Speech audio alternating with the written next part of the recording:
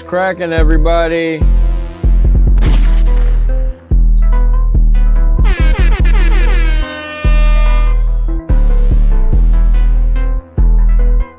Yo.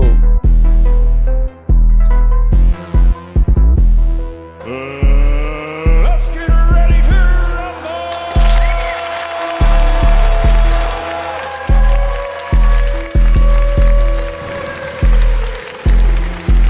Go.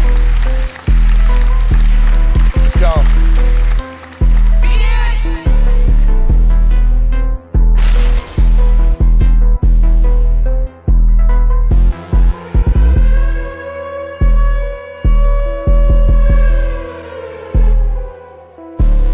All right.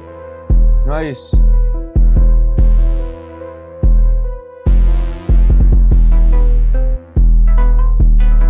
I think I got it figured out.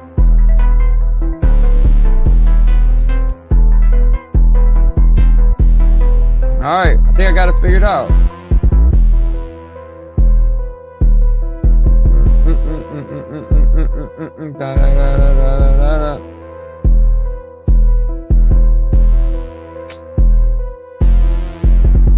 I had to go into my other Instagram account to check to see if the live stream's working on Instagram. So it's working. Because when you're live streaming and you go on the app and try to look on your own account, it don't show you. It should show you. It should say live, how it shows on YouTube, how it has the word live on it. It don't, like when you're streaming for yourself, you can't see it. It doesn't say that I'm live or not. I'm streaming from the desktop or from the laptop.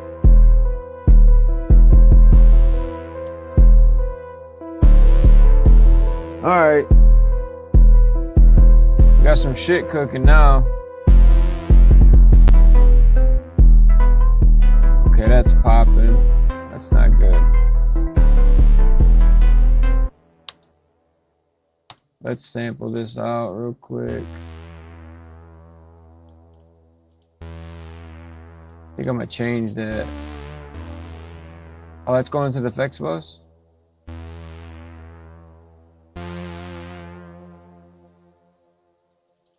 I didn't realize that. Okay, so I'll turn that off.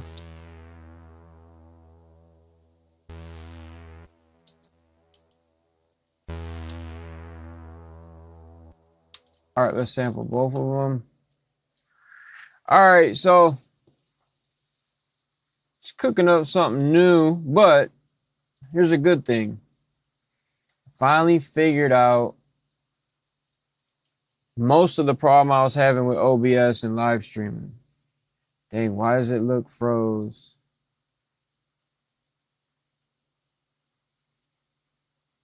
Okay, maybe it's not froze. But I figured out the problem I was having with OBS, right? Start a Q&A.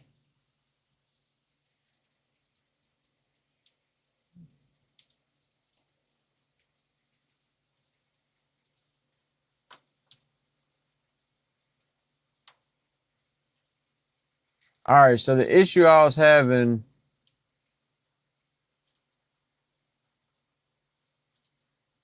every time I was trying to run FL and run OBS, I was running into like a lot of issues. Or trying to live stream. So my audio was popping and glitching. Everything I looked up, it said check your sample rate, make sure times or Windows audio timestamps is not turned on. So all that stuff was fine. But I think my main issue. So the main issue I was having, let me get this shit right. Oh, it's gonna pop up no matter what. All right, so the main issue I was having, and if you're having the same issue, like when you're trying to run OBS, whether you're recording a video, you're live streaming, and then trying to run some type of production software. So if you open up your task manager, literally, if you go into like your icon, your start menu, and just type in task, it'll pull up a link for this. This is the icon is blue. It looks like this. So what you're going to do, once you launch OBS and you get like all your settings how you want it, once you launch OBS, you have to launch it first. Then you're going to find it in Task Manager right here, OBS 64. You're going to right click, set priority, and you're going to set it to high or real time. I got it set to high. And then I have the same set for FL. So it's just telling the computer to treat FL and OBS as high priority. We're making OBS the higher priority, and then FL is just above normal. Now inside FL already has what's that called? High priority mode in it. General. Yeah, right here. So in general and advanced, force high performance power plans. You turn that on, and it'll make sure FL runs at its optimal. And then also in the audio section for the CPU stuff, I have on highest safe overloads, multi-thread, smart disable, align tick links. So I have all these turned on, and then triple buffer on, but mix-in buffer is off. So sometimes I'll turn it on and off to reset the underruns. Underruns is stuff I guess it can't process, and then it starts counting that number up, which will make it pop and click, make FL pop and click. All right, so we're cooking up. We're using Jaria. I've been demoing all of Roland's stuff because I think I'm about to buy a Roland Jupiter X synth. Either a Juno X or Jupiter X. I've been leaning more towards the Juno X. The Juno X that came out 3 years ago, it has a Juno 60, a Juno 106, and a Juno 6 in it or whatever. It has the 3 previous Junos that was made. We could look this up. Hold on. Let's go to Sweetwater. I think I'm going to buy this. I said if I bought any synth when I did get the bread to get anything music-wise, I was going to get the Hydrasynth, the ASM Hydrasynth. But the more I've been looking at stuff, close that out. The more I've been looking at stuff, I want something that has, like, I don't care if it doesn't have to be analog. Like, I'm okay with the digital synth, right? But it has to be able to, like, function with today's technology and today's workflow. They got the Behringer June 8, 669. The new MPC. I want to get one of the new MPCs, man, but you're talking $2,000 to 3 G's just for an MPC. And then I heard someone say today that their older MPC Live can't handle the new firmware update or the update for the newer ones. You can't run the newer stuff. You have to kind of roll it back in a sense, I guess. This is what was on my #1 list to get. This right here. The Moog Subsequent 37. Pretty much like a bass synthesizer, but I love the sound. I went and demoed this. I went to Guitar Center and demoed this. I like that. I did have this. I bought this Behringer. I didn't like it. I sent it back. I think it maybe had like 100 presets in it, and they just all sounded the same. This Moog Messenger right here would be pretty good, and it's not even that much, bro. I could honestly buy 3. But this is ASM's new synth. So the Boutique, you can get the Boutique one for under $2,000. So this is their Leviathan synth. This thing is supposed to be freaking nuts. Their regular Hydra synth is crazy. And I want to get like a new 3-tier keyboard stand. I want one of them ones that it's just like the middle stand with the arms coming out and you can adjust them up and down. Yeah, so this Leviathan, this thing is crazy. So this is like a boutique tabletop with no keys. Where's the one with the keys? They usually show them at the bottom. But let me pull up this Juno. Like just everything I've looked at, the Juno X seems to give you like the most bang for your buck. Come on. Come on.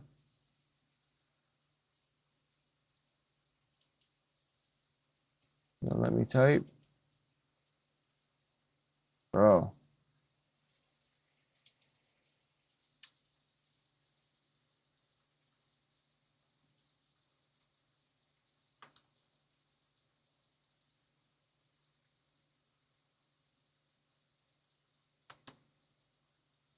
There it goes. Yeah, so the Juno X and Jupiter are like basically really similar. The Jupiter costs a little more. So 2,200, right? Let's just say 2,300, right? Right here. So now I give you 3 reasons why I would want to get this over a lot of other synths. So this thing, it is digital. It's digital analog. It's mainly digital synth. All the demos I heard of it sound freaking phenomenal. So one, the pitch wheel. So you have the pitch wheel I always see Scott Storch using. Shout out to the homie Scott Storch. He's always using the pitch wheel. So you can do a little more like automation with this pitch wheel than a regular like pitch bend. You got 2 separate pitch wheels. The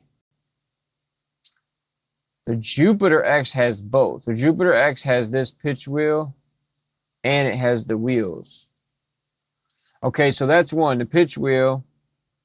2, this thing has the Juno 60 and the Juno 106 or the 109 or whatever that is. It has 3 different Juno models in it. So it has all the sounds that are in the OG original Junos integrated into this. You literally just go into the mode. So you select Juno 60, Juno 106, and what is it?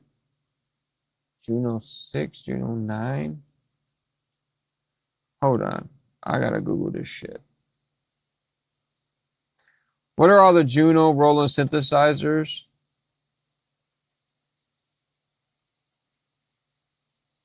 The Roland Juno series iconic analog synthesizers, like the Juno 6, Come on. JUNO 60, and Juno 106. Yeah, so the Juno 6, the Juno 60, and the 106. Models, such as the Juno X and Juno DS.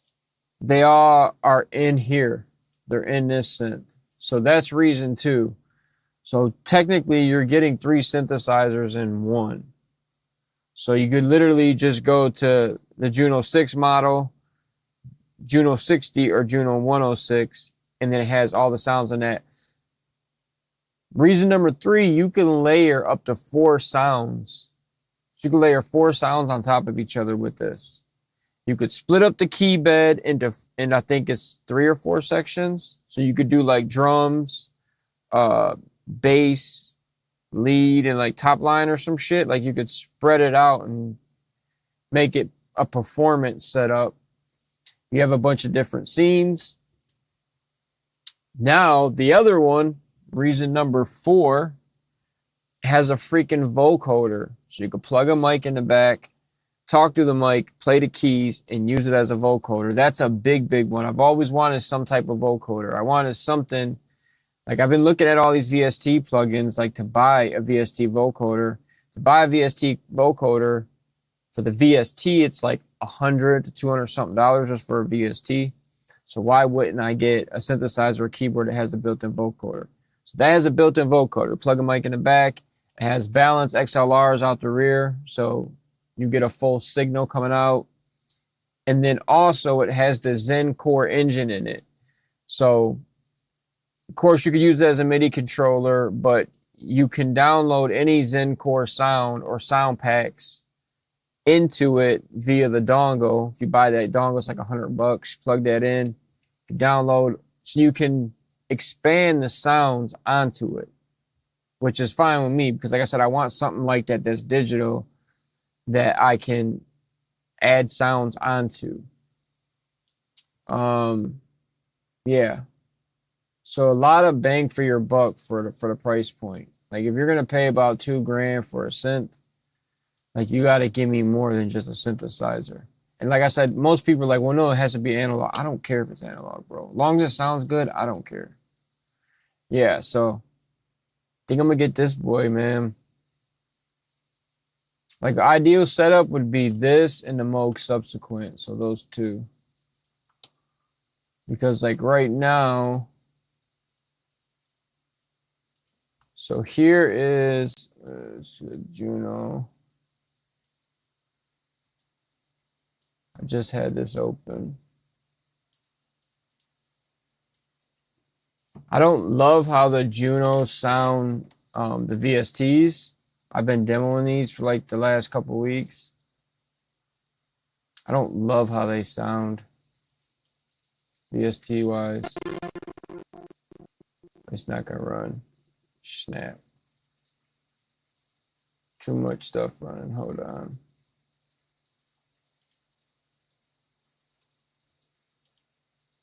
It's too. It's taking up to. Whoa, way too much processing. Dang, man. Delete that. So I pull the VST version. Jupiter 6. These are all Arturia. So what I was working with right now, so I'm using the Jara, or I call it the Jaria. So this is the Air plugin version of the Juno. Air plugins are like the MPC plugins.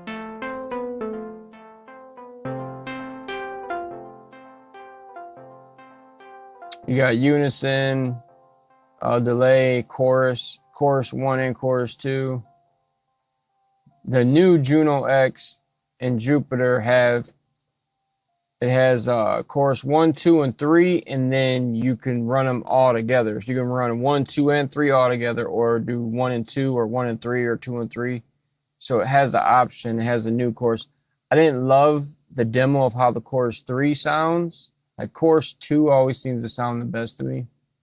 But I'm cooking with this one right now. So I bought this one a while ago. That's through the Air plugins.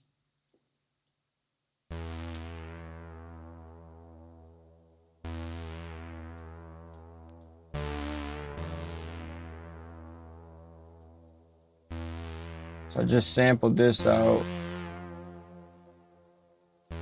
This is literally like the opening patch sound.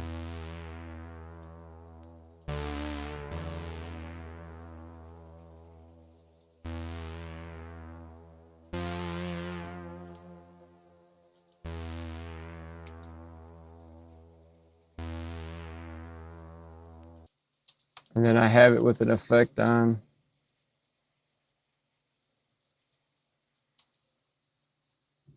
So whichever one I put the effect on, I just title it with the FX.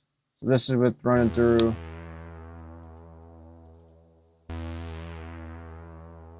Pretty positive that time. Oh, that cymatics illusion was off. Hold up.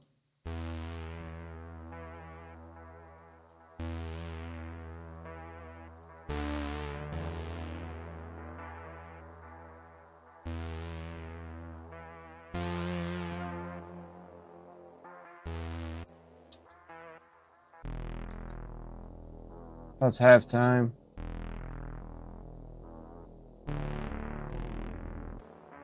See how that sounds.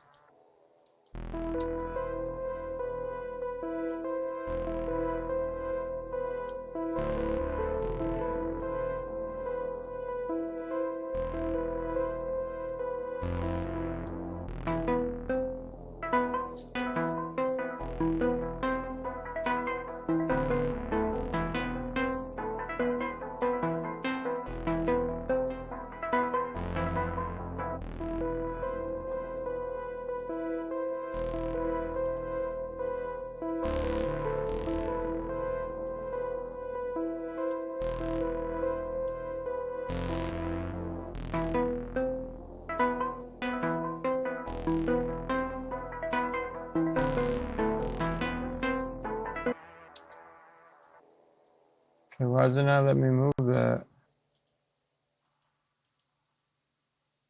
Okay, now it's letting me.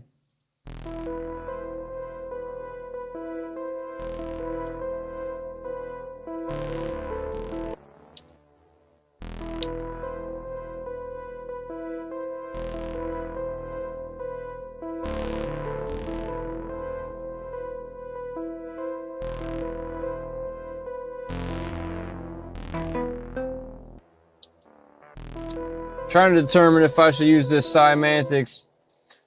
So I got this Cymantics Illusion plugin like a month ago. I got it for free just for being involved in their live stream. Like they're selling this right now. I don't know if it's like 60, 100 bucks, but take that noise out. I never like no added noise. But this thing's pretty cool, man. It adds a level of just like a layer of texture to just like take a regular sound, it's gonna add some texture to it.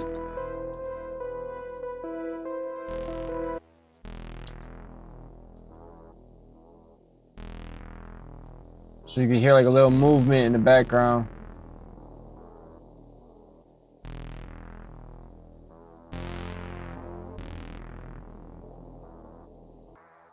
That's going through halftime. Or I should put it going through halftime through the Cymantics. Let's try that.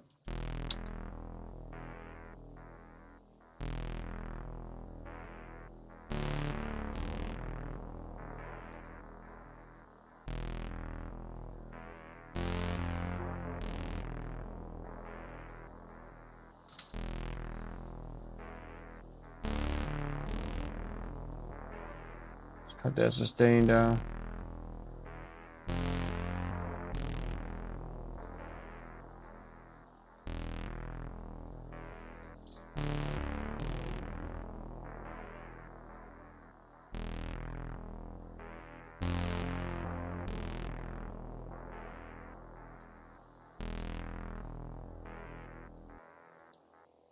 They got like Illusion going through halftime better.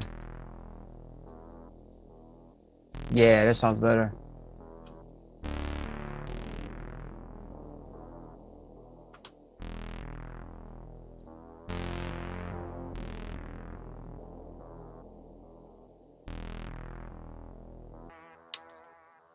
I'll sample that out real quick. Yeah, like half of making beats for me is just like making a bunch of crazy samples, coming up with something, playing out a melody, running through an effects chain, making a custom effects chain, rearranging the effects in the chain, like changing the order, because when you change the order, it changes how things sound. So the way the effects chain works, or the mixer works, the effect slots in the mixer in FL. So number one is 1, and there's just numerical order. So as you add stuff, it goes through number 1 first, and then downward. So whatever plugin you put first, it hits that first, and then what you go down. So when you change the order of them, it changes how the effects affect the sound or the signal going through it. So a lot of times when I'm cooking, I'm just trying a gang of different combinations, just trying one thing after another until I get something that sounds good. And something might sound really, really good on its own. So I might come up with a combination. I'm like, man, it sounds really good. But then when I play it in context with everything else, it doesn't work. So sometimes you have to play everything else also. Or it might sound really good on its own, and that's something you use for like an intro or for like a drop or for like a bridge. It's just all like combinations.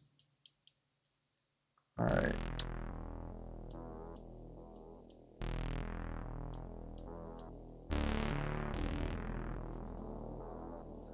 So this one.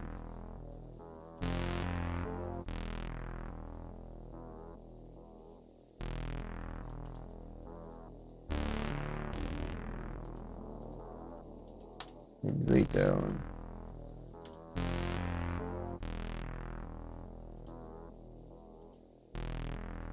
That sounds pretty cool.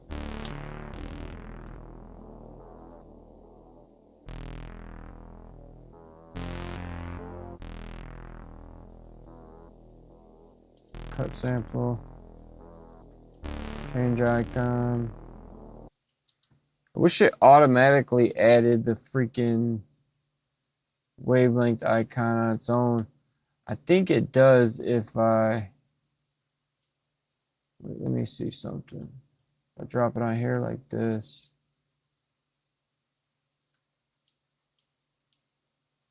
It just marks it with the audio.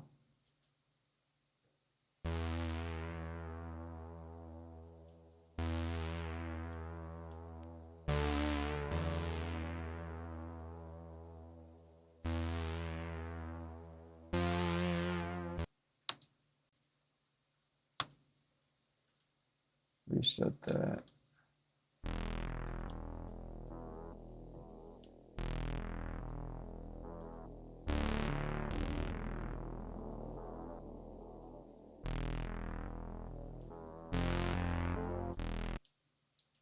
Okay, so that's that compared. This is dry.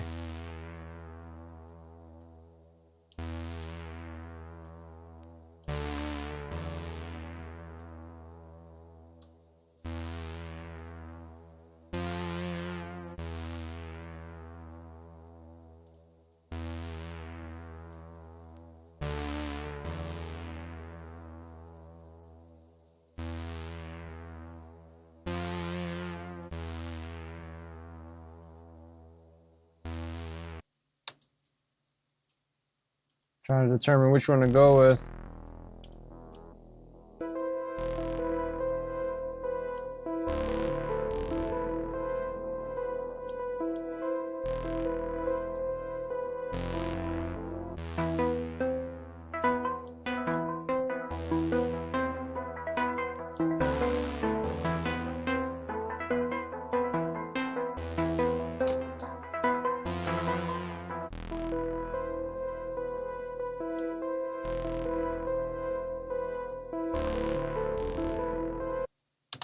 Okay, I like that. Let's sample it all the way out.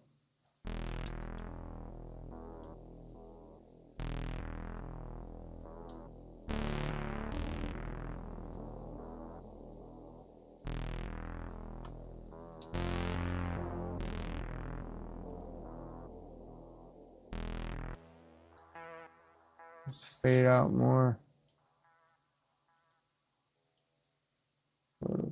4.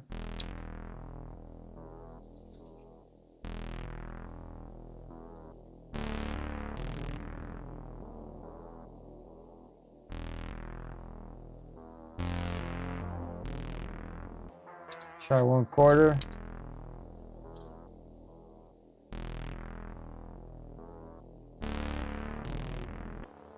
It didn't switch 1/4.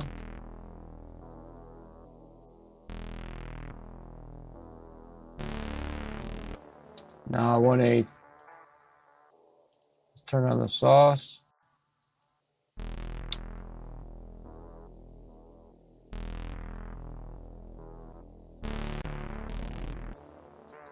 Damn, come on, don't start messing with me, bro.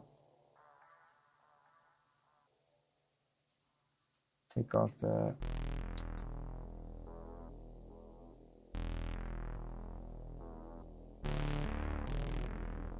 I just started testing something new to where I'm running my drums or my 808 through Gold Clip or Gold Clip Track, the condensed version.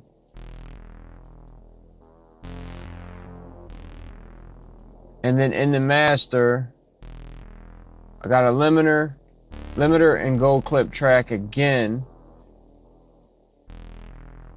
But I'm barely hitting Gold Clip on the master. Like we're just barely topping it off and then just giving a little bit of saturation. So we don't have the clipper turned on. Just going into the ceiling a little bit, pull the threshold down. And then this gold knob right here is what gives it a little bit of saturation sound. So basically double clipping on my 808. Sometimes the clipper takes away from the character of the 808. Like sometimes it takes away from what the 808 is. All right, let's sample that out. So we're just gonna sample 8 bars of it.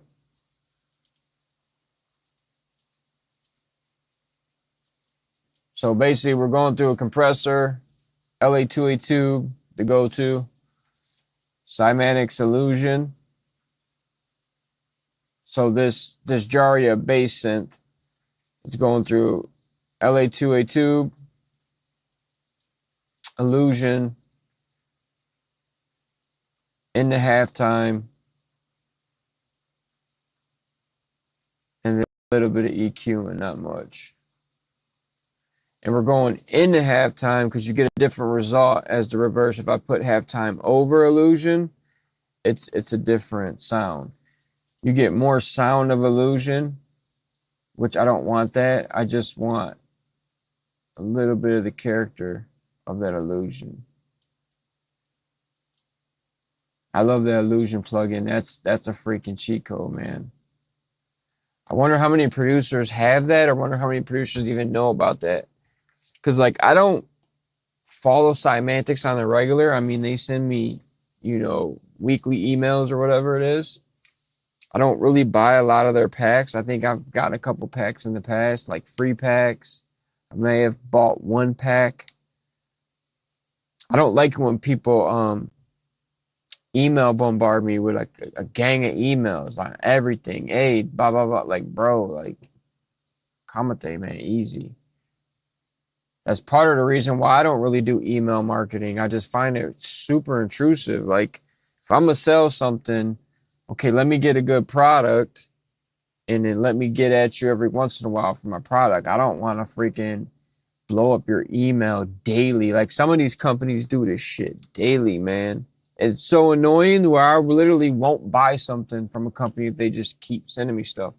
I'll stay signed up on their email list to stay up to date on, like, if something new comes across that is different from the norm and I want to check it out. Like, so if I wasn't on their email list, I would not have known about these plugins, because Cymatics in the past wasn't in the plugin game. Like, for people who don't know Cymatics, big sampling company. So drums, samples to make beats with, mainly drums and samples. And then I don't know if it's last year or this year, then I started to notice them talk about they got some plugins coming, and they've dropped like 3 of them. They have another one that is an instrument plugin. What the fuck is that called?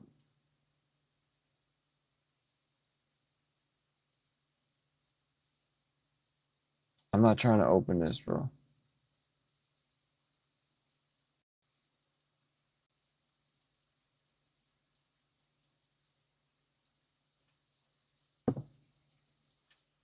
I wasn't trying to open that.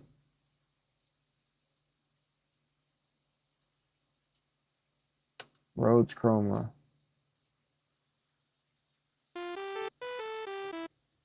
I'd never use this plugin.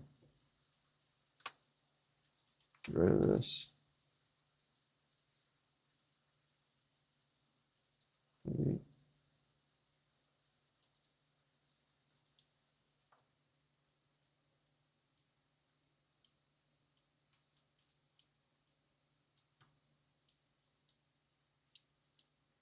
me find it. Here it goes. So I got Pandora.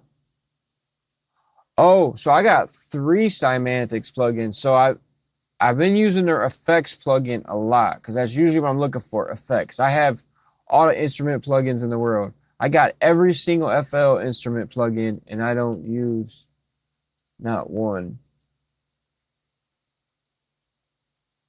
Okay, go back to the live chat. What the freak, bro?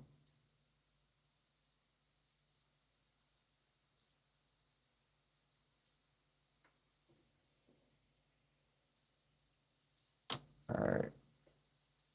Yeah, it's late, a little bit late to be streaming, 2 a.m. Okay, so here's the other 2 Cymantics, right? So these are instrument plugins, which they're pretty cool. I kind of like the Pandora. I haven't used it a lot. Sometimes, like if the sample engine or the sample GUI feel not really look cheesy, but if it feels like too generic,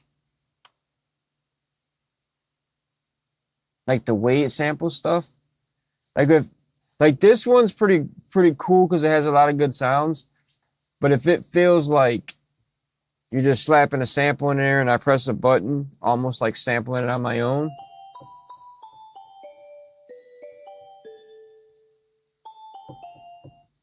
But this is cool because they have, you know, an effects chain.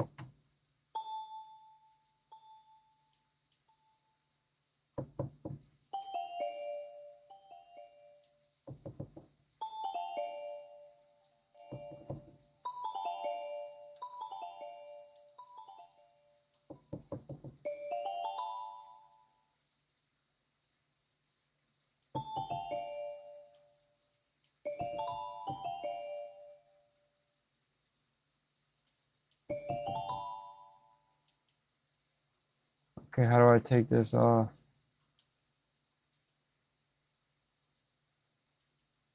Okay.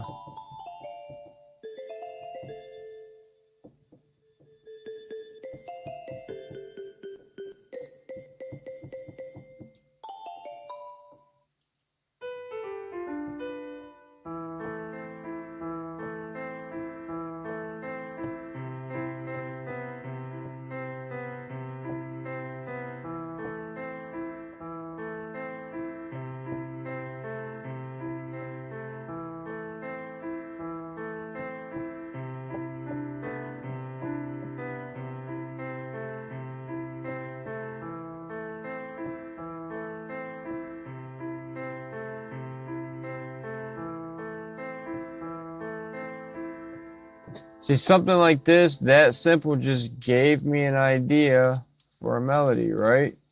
So I'll go into arrangement. Let me rename this. Beat 1. I'll go back beat 1. Then I'm going to add 1. Add 1. Technically, it's sample 1, sample 2. So I'll go play this out because that piano just sparked an idea for me. Just the sound of that piano, right?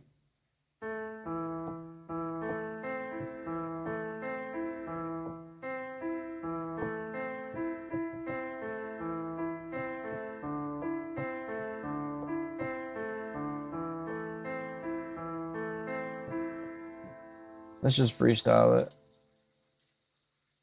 Turn the metronome. Let's freestyle this. Wait, I gotta see what the tempo. 2, 3.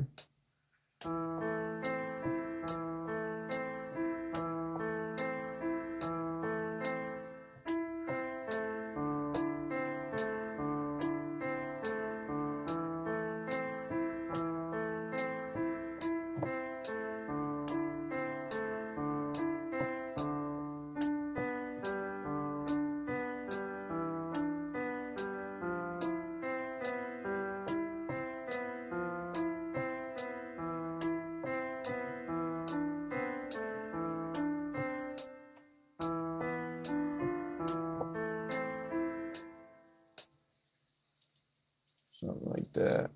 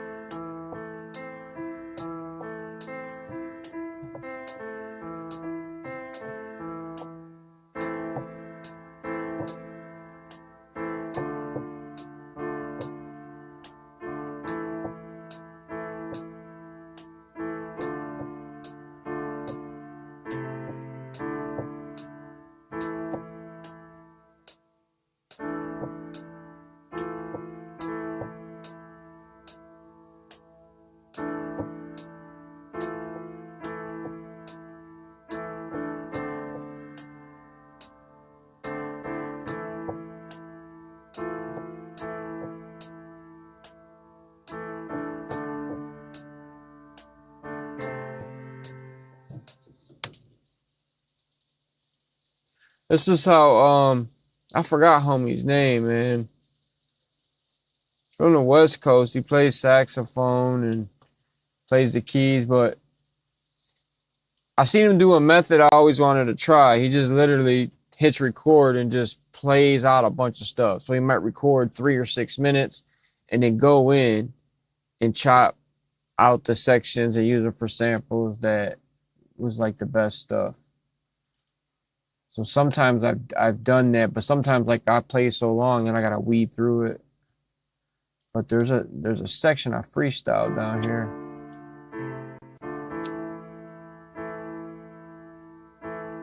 Like I like this plugin. It has some sounds in it that I don't really have, or textures I don't really have.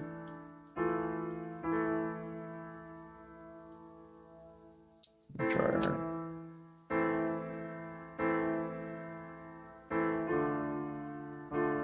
That part right there.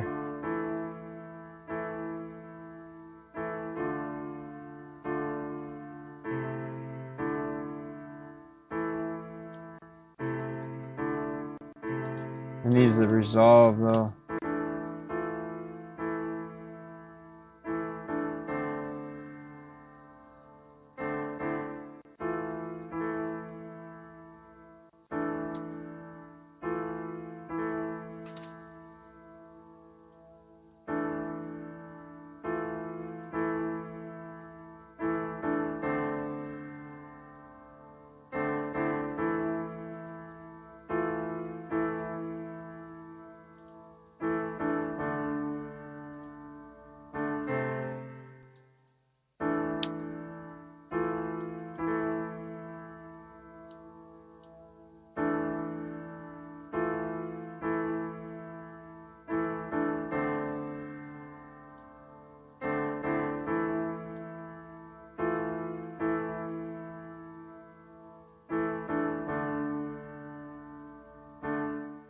Alright, so I plug it into this effects bus, right?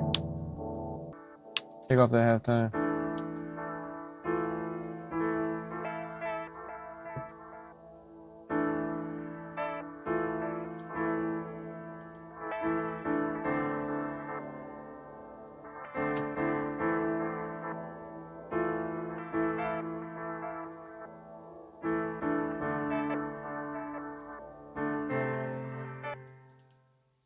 We're gonna use one of those. So I'm gonna use this part for sure, right here.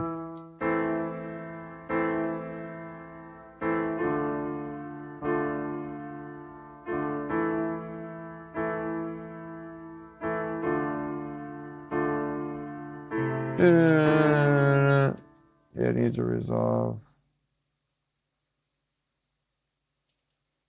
I'll highlight that. Right click, file, edit, copy. Change the color so I know what that is. Oh, I didn't even change it at all. Put an empty pattern down here. All right. Like this. The hi-hats in here. Right click, piano roll, line here, edit, paste. Now you gotta put it on beat. Okay. Do this bar at a time. Right click, shift Q.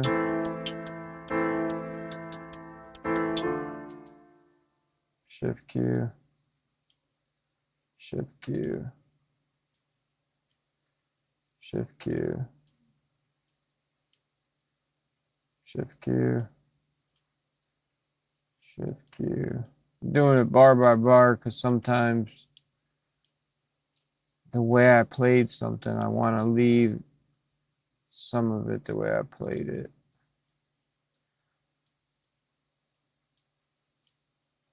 And we'll put it all on grid so it puts it off beat.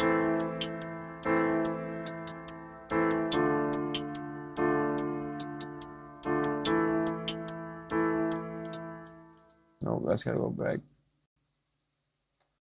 Need that. The E major.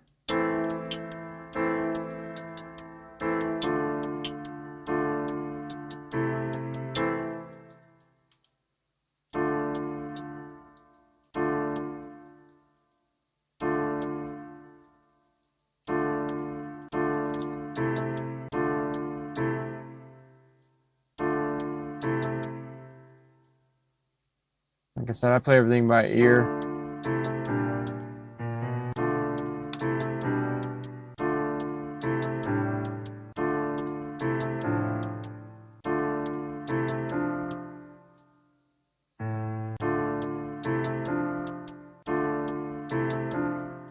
Nope.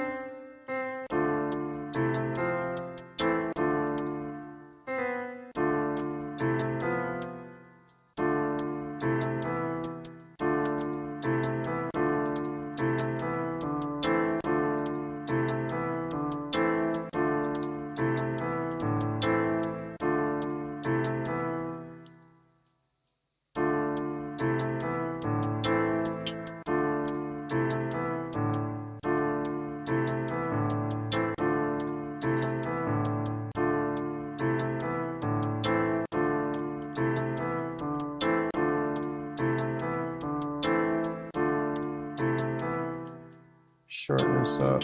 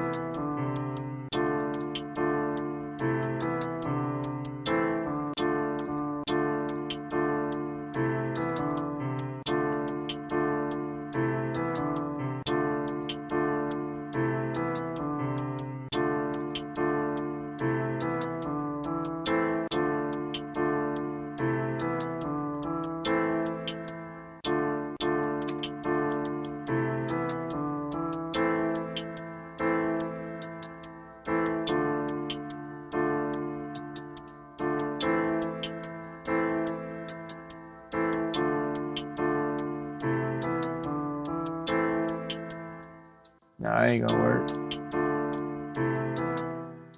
So F-A-D.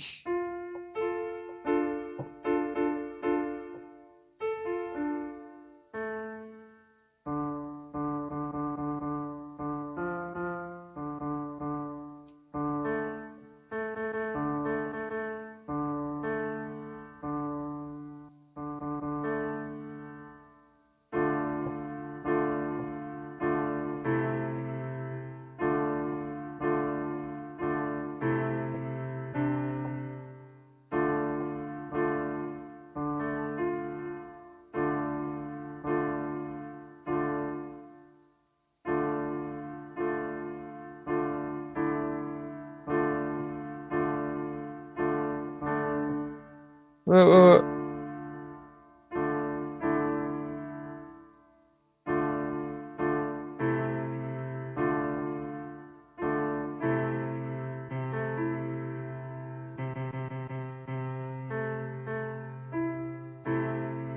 So I'm already there. Already got that chord, that's what I want. No, I'm missing one.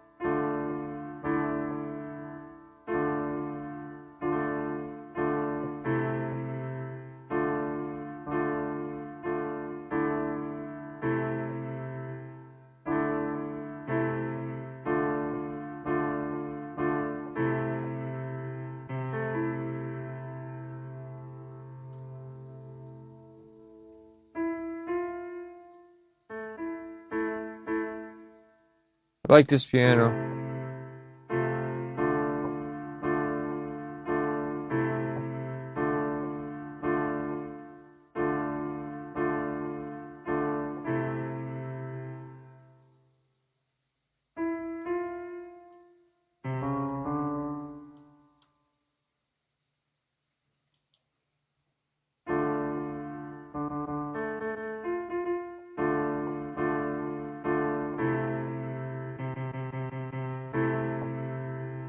That's it right there. Granted, there's one more chord.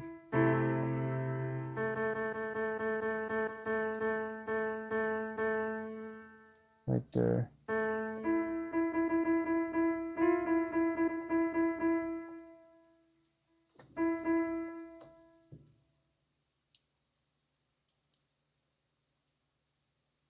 Pull that back.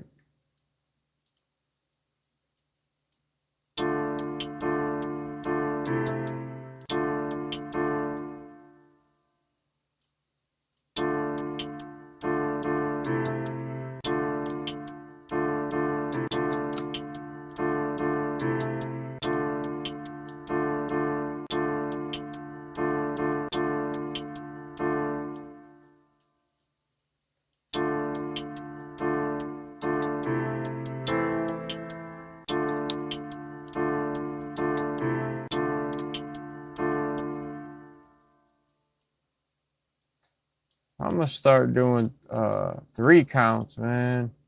This 4 count shit be limiting me.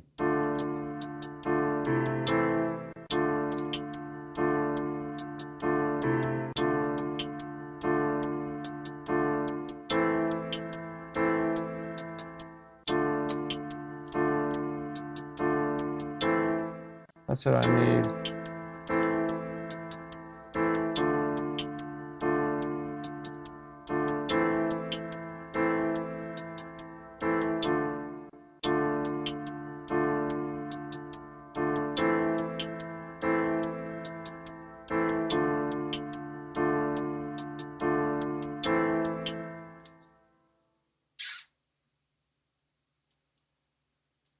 Hold on.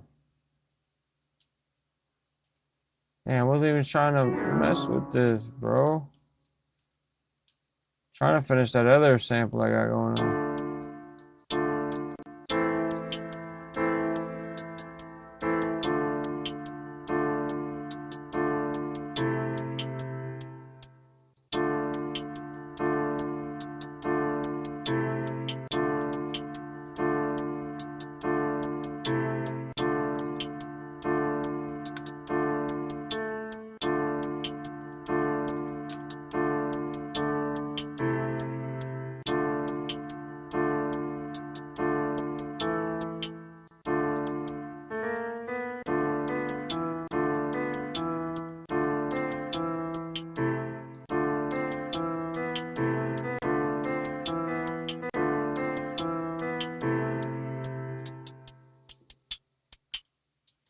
All right, I'll mess with that later. But yeah, that's the Cymatics plugin, bro.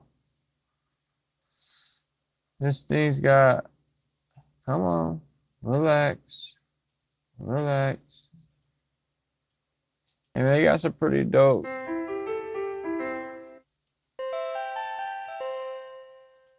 Pretty good sounds in it. I don't use it that much though.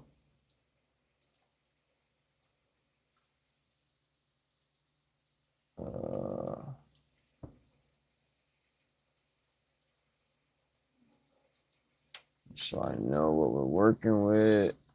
Change color. Gray.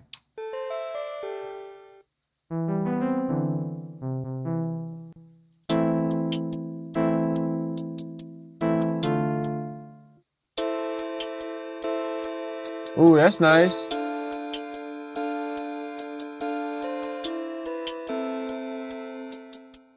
Ooh, that's nice. Hold up.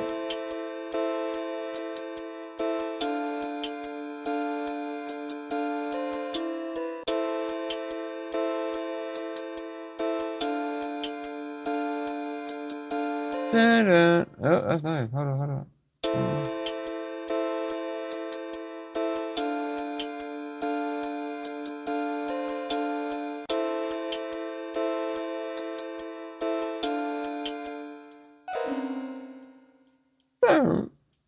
Wrong button.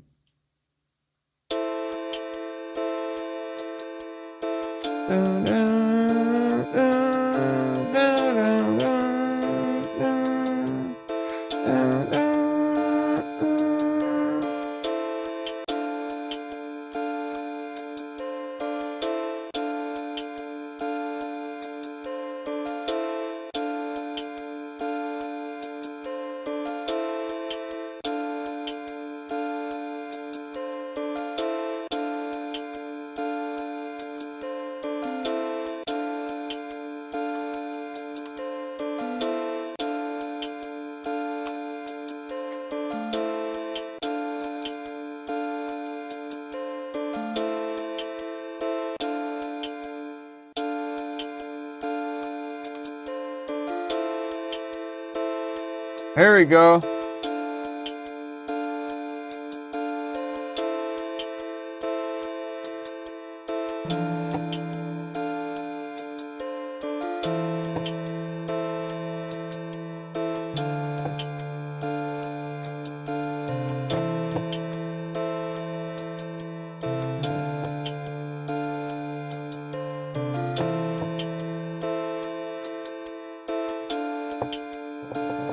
See, that's what I remember what I don't like about this fucking plugin. It don't let you go down so low.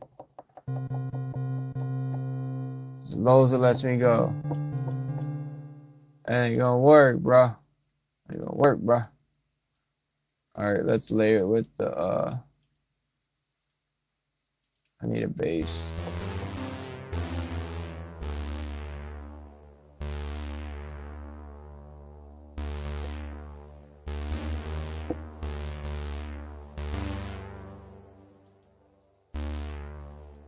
Let's take that off of that. I just want it's like a straight synth bass. Bass, sub.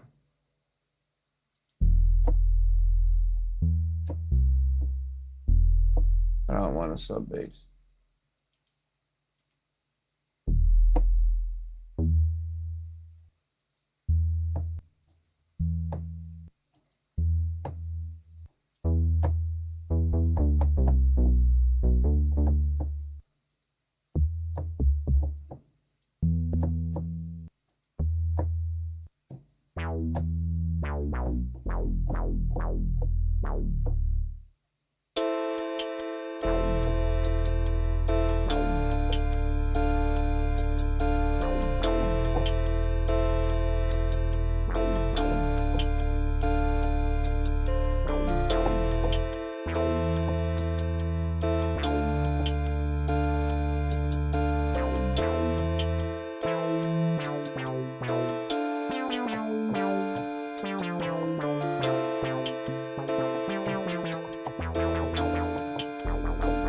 This one might work.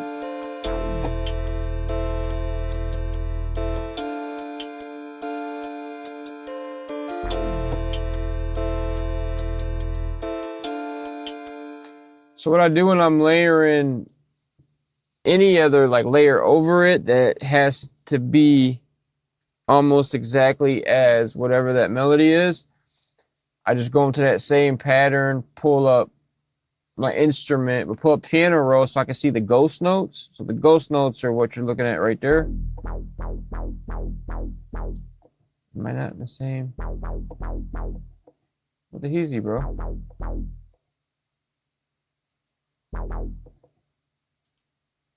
Bro, are they so low?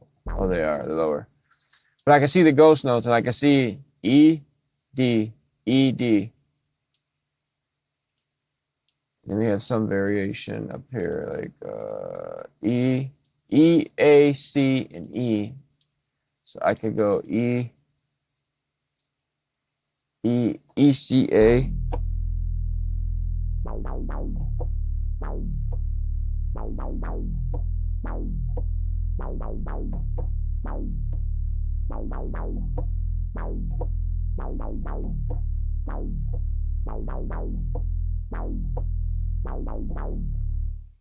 Yeah, I could try that.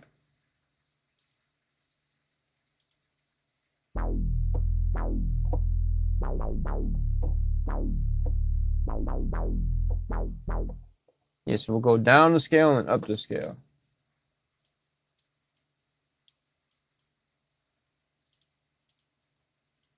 Okay.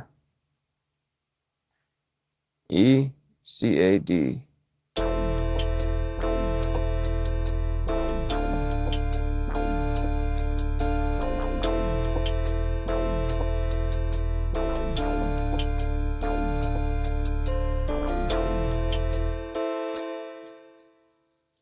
What happened? Yeah, so we went down the scale and then back up. So basically E, C, A, D, D, A, C, E. So down and then back up. And it gives us, was it descending and then ascending? Going down, going up, just like that. Bob and weave, bro, bob and weave. So like this, shift. Like this. Oh. Whoa, that's off. Hold up. That one was gonna be.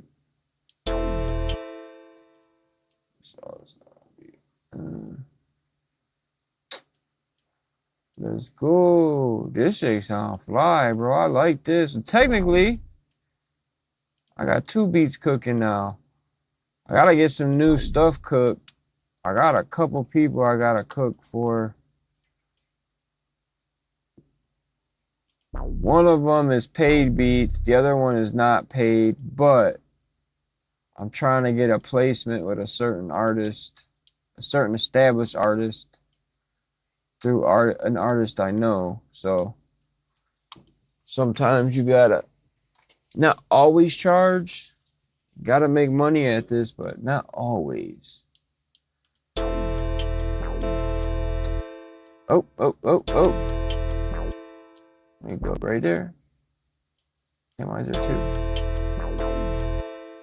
That's not supposed to be there.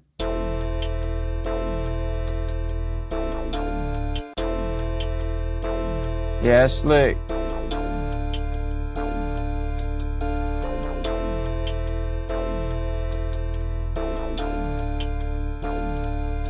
I like that.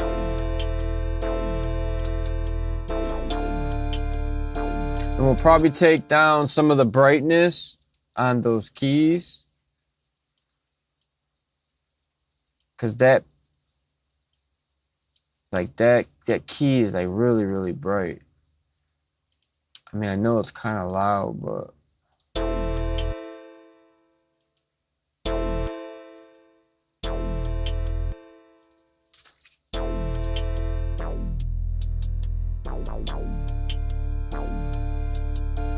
Ooh, that's slick. Hold up.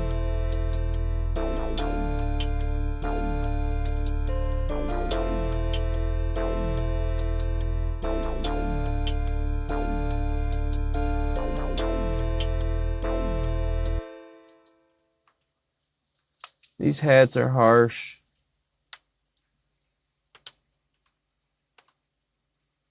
Dip some of this shit down. Or wait, hold on.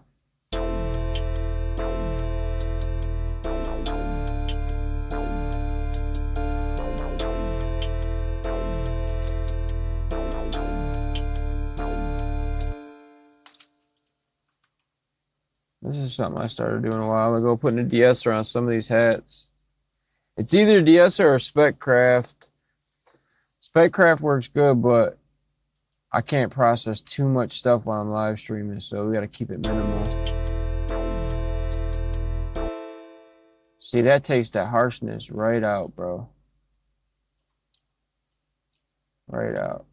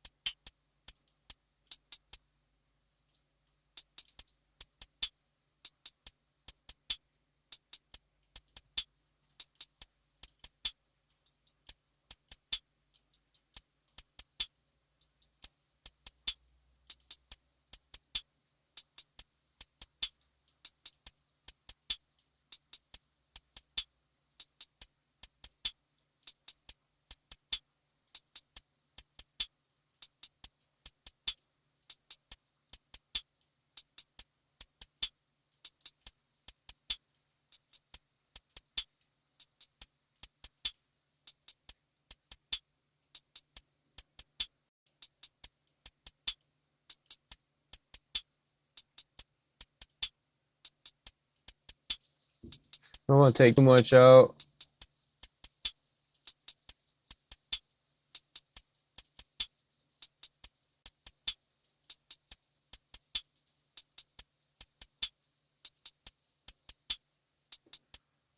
And I can't mix for shit on these headphones.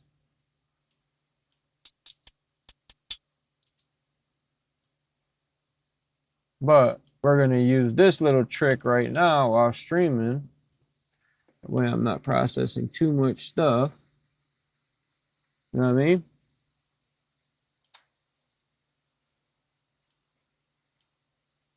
Okay. Let's change the viewport. I thought that's where I was already. Okay. Bet.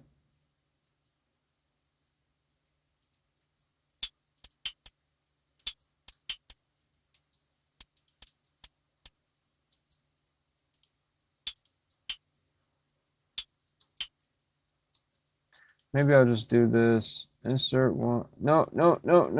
Yeah, number one. I normally don't always do this. I don't know why. Like working in FL, every mixer track's its own bus track. So I try to keep everything on its own and separated. I don't like making drum buses or aux buses or whatever. But it's probably wise to try to narrow it down, use less stuff, but I just treat every mixer as its own bus. I end up using more plugins that way, but I get a cleaner sound because I don't have to compromise, like running 3 sounds or 5 sounds into one mixer track. So I get a cleaner sound in a sense.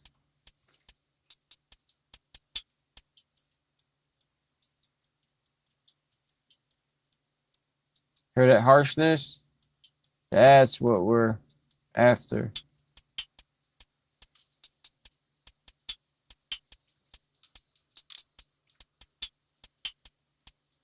I'm just trying to tame that harshness.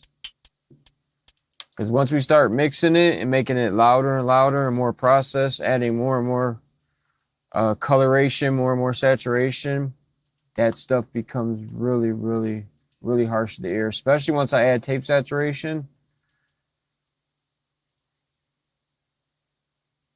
That's when I really started to learn how to mix, when I started putting tape saturation and some other things.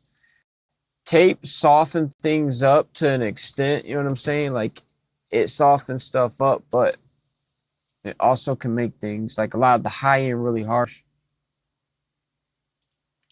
And that is not good. That's no bueno, bro. No está bueno. No está bueno. Change color. Let's match this color.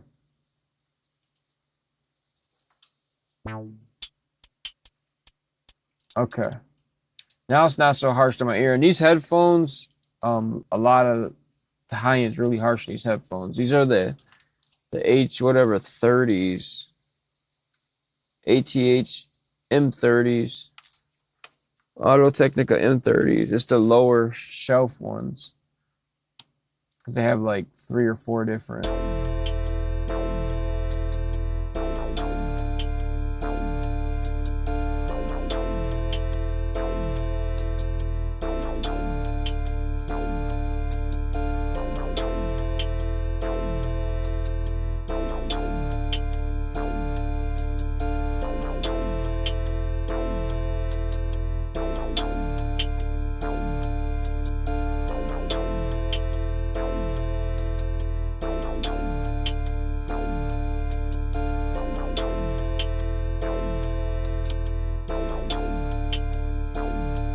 There we go.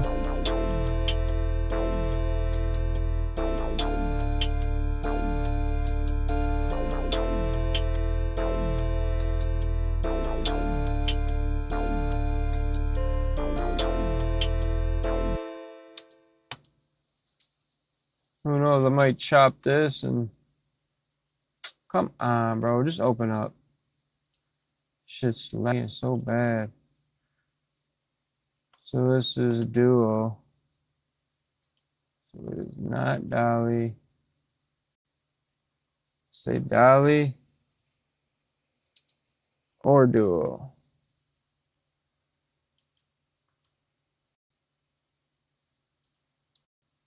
$17 and $18. $17.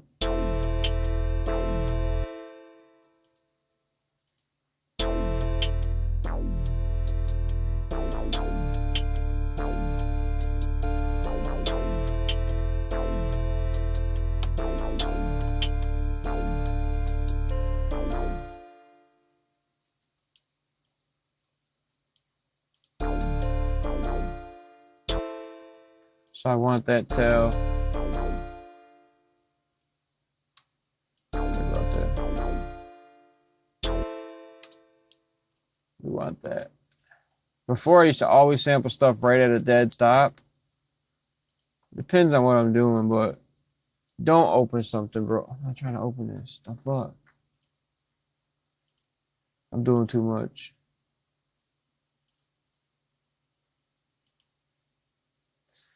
Because I'm streaming to Instagram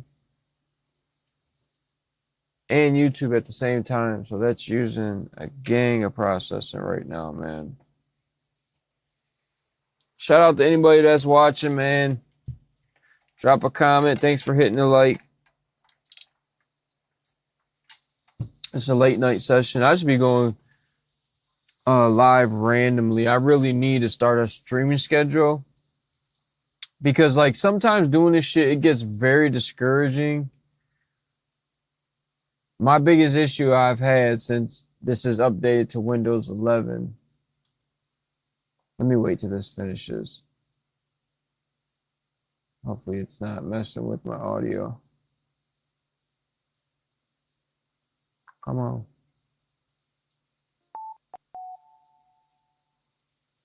All right. Audio should be good now. So my biggest struggle ever since it updated to Windows 11 is that I couldn't run OBS at all. Every time I tried to run OBS, it was a problem. Then I learned that I had about 60 gigs of Windows drivers, just everything for Windows, just chilling in my computer, just running in the background or whatever it was doing, bogging down my system. I learned that every time Windows has an update, it just stacks it on the previous one. So if I started out, let's say, the beginning of Windows 10, which I've had this computer for several years now. So all the Windows 10 updates, and then over to Windows 11, and all the Windows 11 updates, it's just been stacked, taking up 60 gigs worth of space. Once I deleted those 60 gigs, my system started to run way smoother, because no telling what it was running in the background. No telling. Running way smoother. So now I'm able to screen record, use OBS again, but then I'm limited because if I'm running too much stuff in FL, it gives me problems.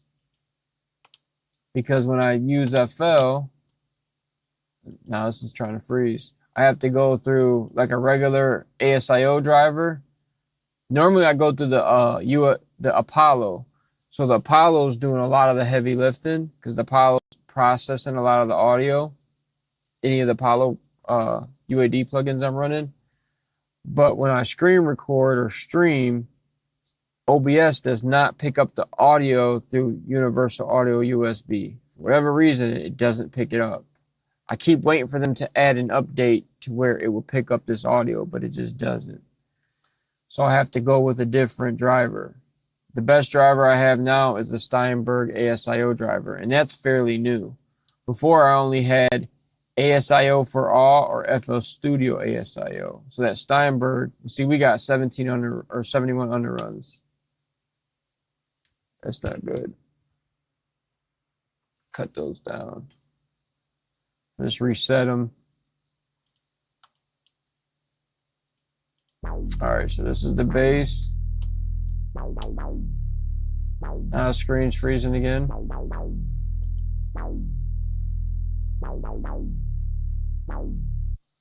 Let me turn off this SPO.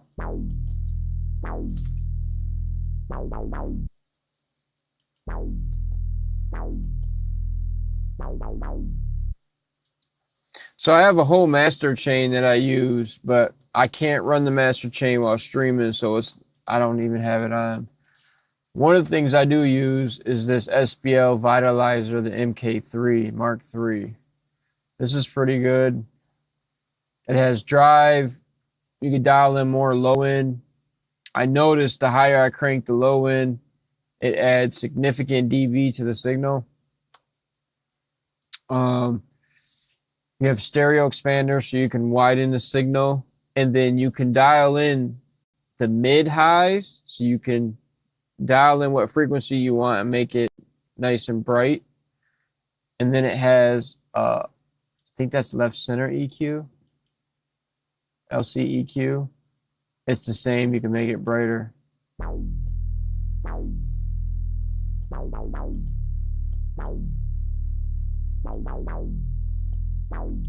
That bass sounds good though.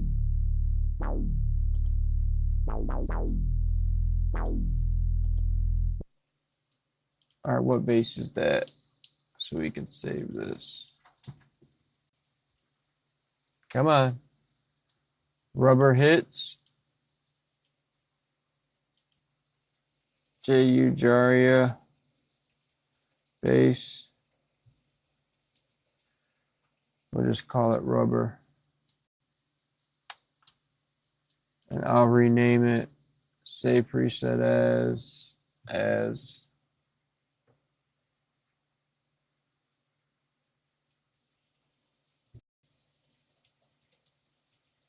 Rubber Bass.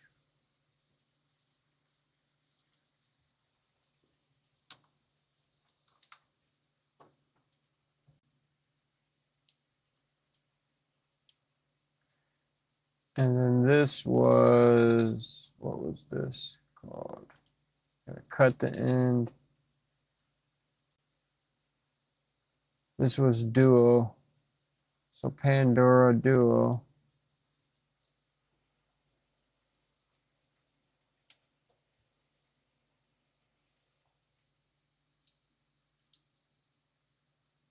Track these up. Send these to mixer track. Send.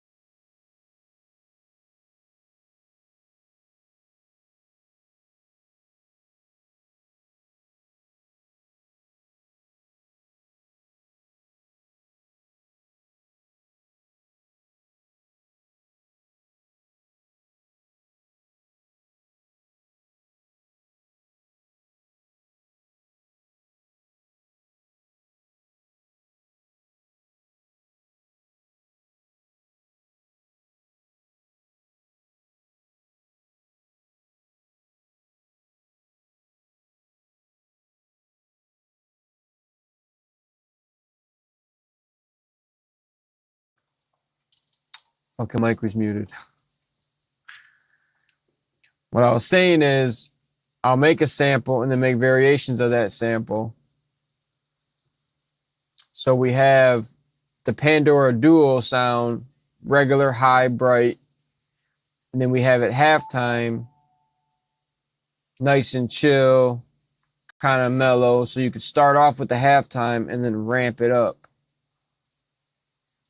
into the regular sample where it's bright with like almost feels like a little more energy. So we'll just put effect on that. Color it green. Color halftime. Normally I just write halftime, but so technically we could do it like this, right? And that's a switch up, it's a change up. Go to the dual. Put the effect icon so I know there's an effect on that channel. Separator. File, save real quick. So technically we could do it like this.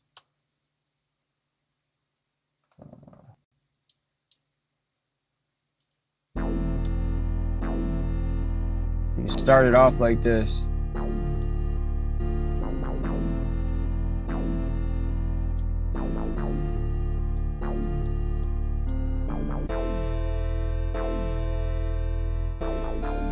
then it goes into a little more amp section.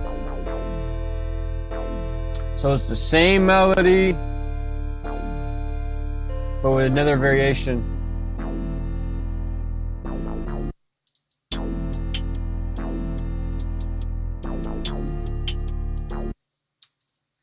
And then now I'm gonna open Serato Sample. And I'm gonna use Serato Sample to pretty much read me out what key it's in. Serato Sample 2. I'd say Serato Sample 2. There's only one on here. Oh, I did have one on here already. Oh, that Jupiter's still on here? That Jupiter's gotta go, bro.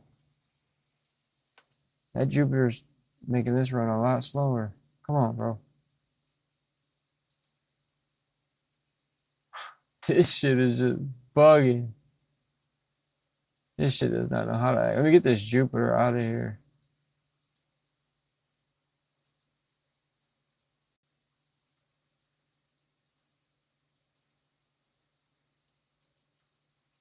Let me go copy, paste, copy, paste. I had a couple samples I made. Right click, delete, get that up out of here. That'll help everything run smoother. All right, so clearly I made this sample. I think I made this with Jupiter. What is this?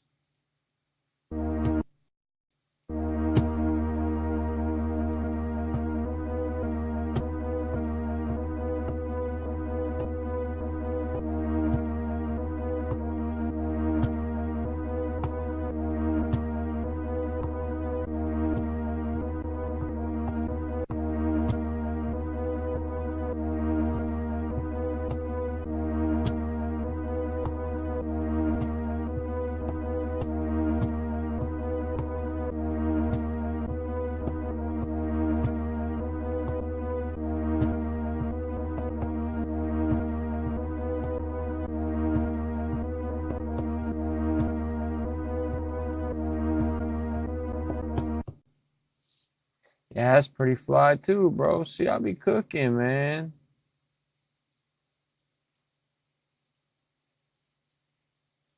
Hold on. Yeah, that's what one of these other beats was. Yeah, this one right here.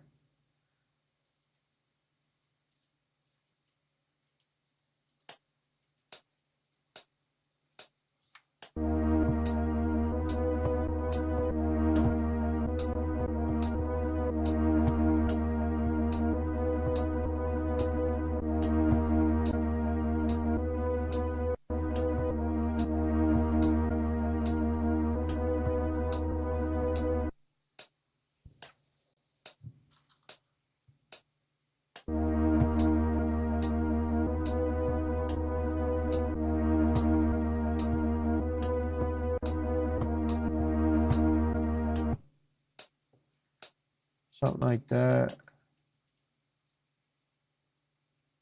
Let me try this.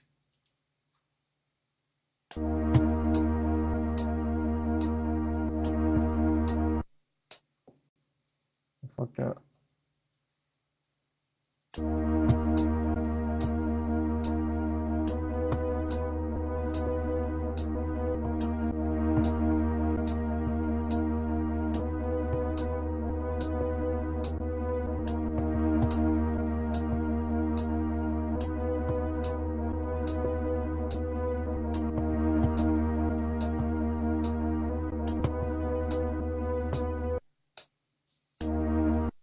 Something like that.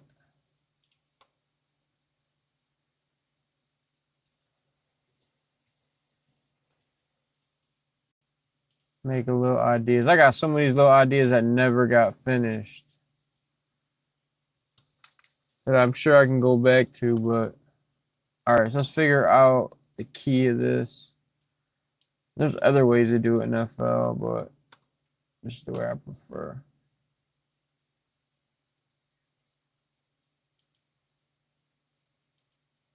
So A major. How do I always end up in the key of A? I swear I think the new resonance of Earth is the key of A, bro. I think we're resonating at the key of A major. A major, A sharp minor, something like that, man. Because that's been like the resonant tone that I go for. So that's in the key of A. Take this. This is beat 2.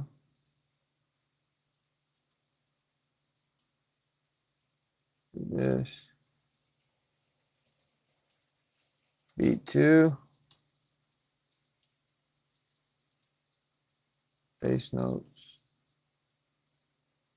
Copy.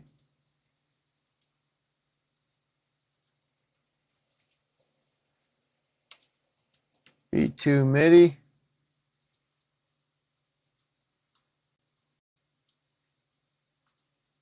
Paste. Clone. Right click.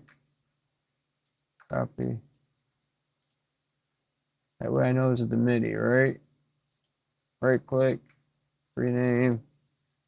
808. For beat number 2. Do all my 808s in purple now. 808s purple, kicks blue, for whatever reason.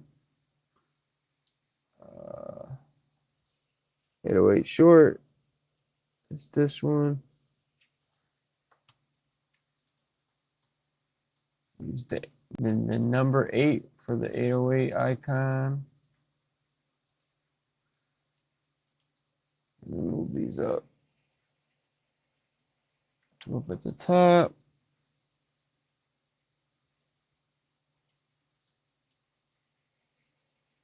Kicks under that.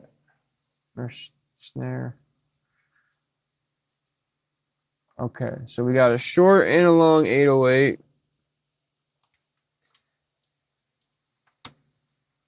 I need the bass MIDI. Copy. Because we got to make the 808 follow the bass notes. So this bass right here, our 808 basically has to follow that in a sense.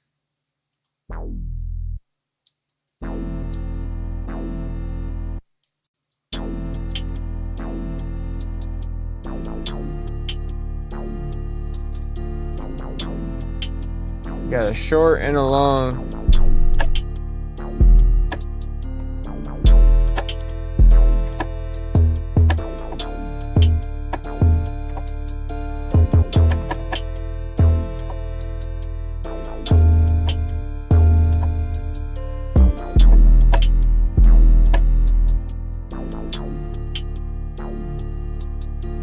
Oh no.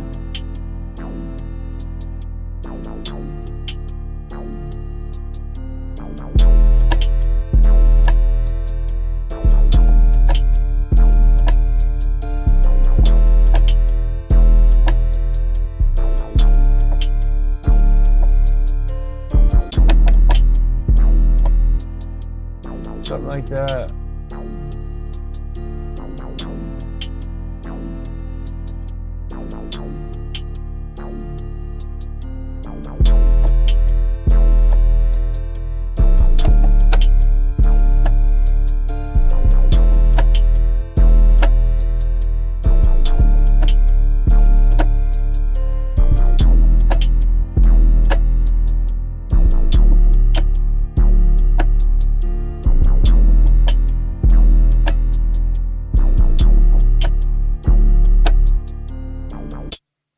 So I'll play like the basic pattern out, then I'll go in and draw in the creative after the fact.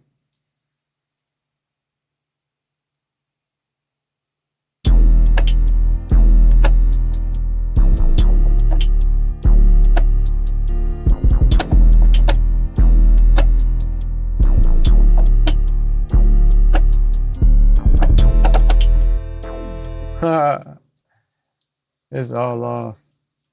So much latency. It's just off. Look at that. It's off like crazy.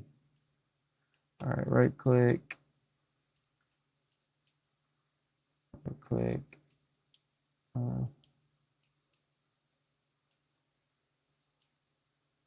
Accidentally hit that note. And then you get a different sound with the 808. So lately I've been doing 2 different 808s or the same 808, but cloning it, making one a short 808 and one a sustained longer, not as long. So I just shorten it in here. I turn down the out, and then the length, I turn it down to wherever I want it to. And then I turn on the envelope to where as soon as you let go of the note, it stops. One reason is because when you switch from one 808 to the next, you need that note to dead cut as soon as that note stops. Because if you play a MIDI note and this envelope's not on, the sustain will keep going. So you got that. So if you switch 808s and it goes to the next 808, that sustain is going to crash into the new 808 or the different 808. Or even if it's the same 808 and you switch from one to another and they're the exact same, that sustain will crash into the other note. So they'll clash, and then you'll have like this rumble. And I learned how to make these 808s hit way freaking harder in FL. I know some of the other producers do this, and they like, some of the producers that hide what they do are like, oh, this is my trick. I don't want to show nobody. Like, this is my sauce. I can't give people the sauce. Like, I get it, bro. Secure your spot. Do you? But I try to share my, like, I have an engineer, homie. I know a couple people that's like that, to where they like want to hoard and hide the secrets. Like, I can't let nobody know my sauce. Man, bro, it ain't that serious, bro. It's really not. But if you feel that way, I guess that says more about how a person's wired mentally or emotionally. Not in a good way or bad way, just more how a person is wired, how they're hardwired to think and feel. So one thing I did figure out, so in FL, right?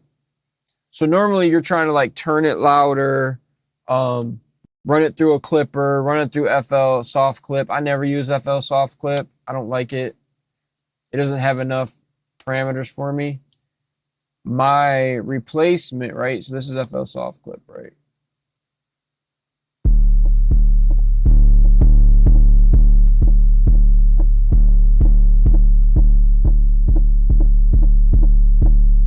I don't care for it. So I want to use Gold Clip for one.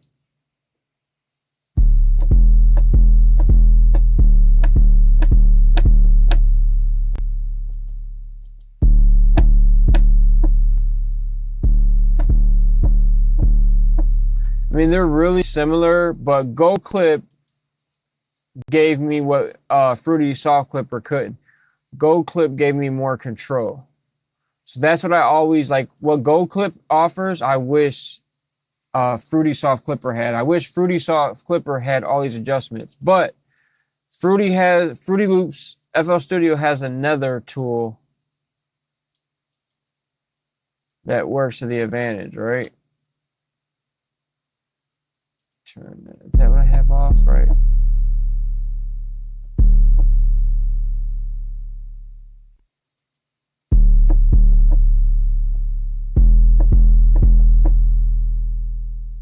Turn off soft. Okay, so FL has another tool that's it's just like Soft Clipper, but it's better in my opinion. So this is basically does what Gold Clip does. So in a sense, and this is called Fruity Wave Shaper. If you just type in FL Wave Shaper, it'll pop up. And you have to have your indexing on. So the text or text type, you go in this arrow and you turn on type to filter. And then I got search box at the top, because by default the search box at the bottom. That's why mine looks different. and my plug-in mixer windows on the other side. Like I switched it around because I'm left-handed, so I like things different because I'm left-handed. Like the world's backwards to me. But if you put in, you know, type to filter and then enable indexing, so you could literally type it in over here. So I could type in wave.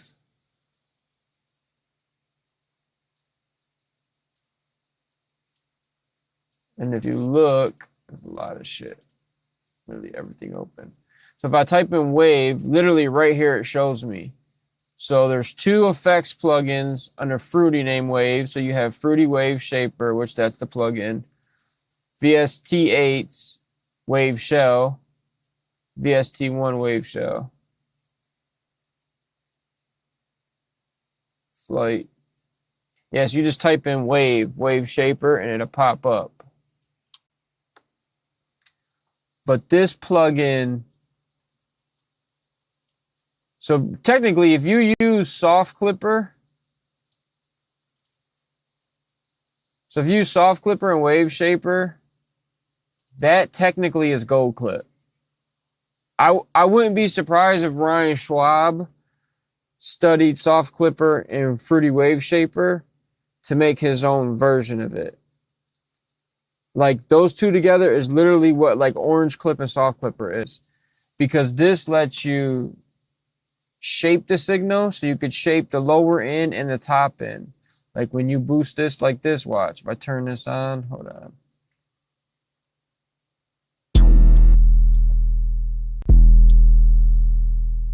Now all this shit's on. Hold on, turn it on.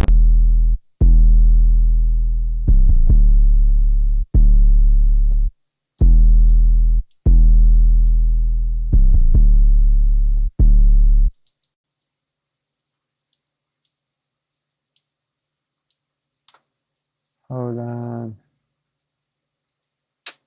Bro. Way too much shit going on. This. Move these bass notes down. Shift. Oh no, up. Shift. Shift. Up again. Shift. So I can follow them. Okay.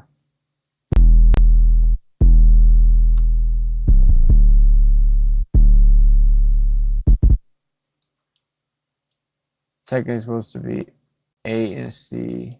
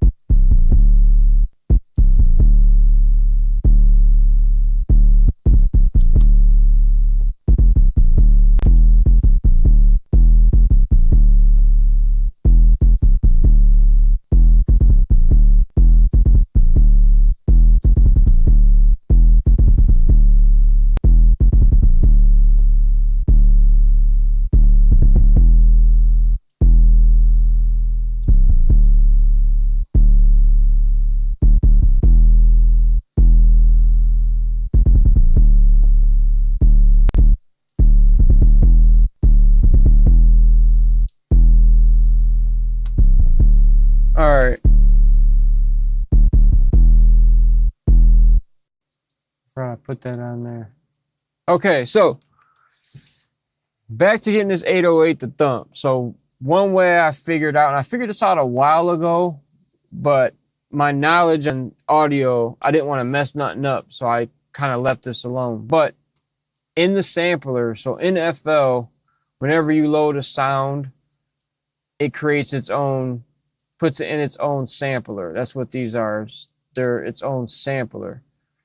So the sound or the sample or the wave sample loads in the front end right here, and then you can adjust the length, the in, the out, the cross, the trim, where the sample actually starts, all that. You can make it loop, set the start and end point, make the sample loop.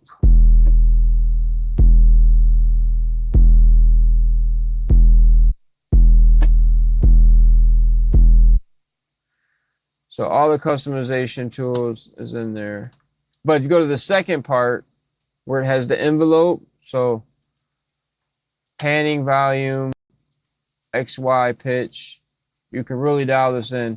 If you turn on the envelope and just put that all the way to hold, just square it out. When you let it up, it'll stop. So like Hit Boy uses this method. A lot of producers use this. So as soon as you let up the key, the 808 stops. But where I found to get it to punch and kick more is right here in the LFO, right? So let me take off Wave Shaper.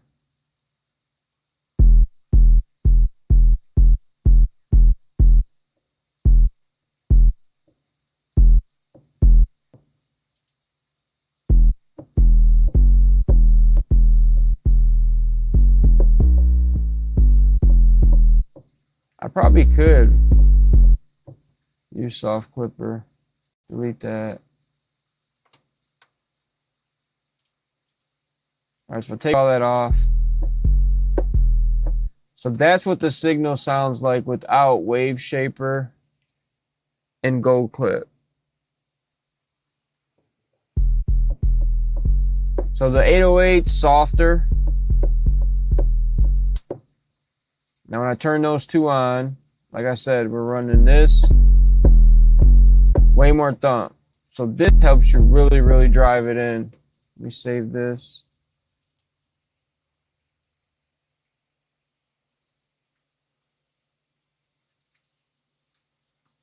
Oh, this is so slow, dude.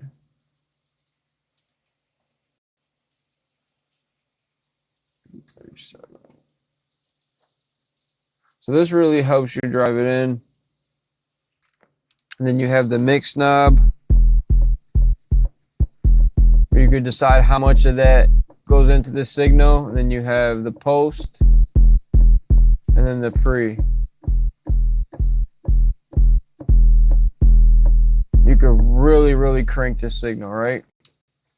But alone back here, this section. So by default, it's set to a sine wave. But if you turn it to a triangle or square wave, it hits a lot harder, and then you can adjust it. Let me save these settings so I don't mess it up. Save as. I think I already had them saved. 808, 2026. Yeah, 808 OG spins hard 808. Short hard 808. Hard 808.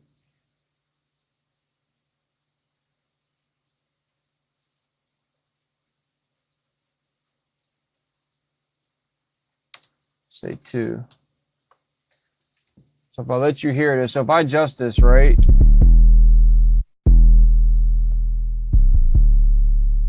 Hear how much softer that is? So by default, it comes like that. It comes flat. Reset. Reset the speed. And then this is like an EQ in a sense. You can let more of that high signal in.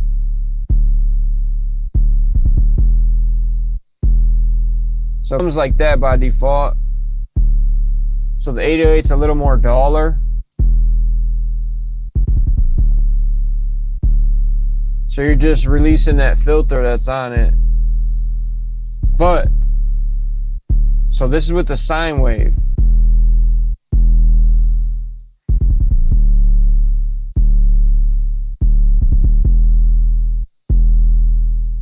Now when I go to square wave, it punches more.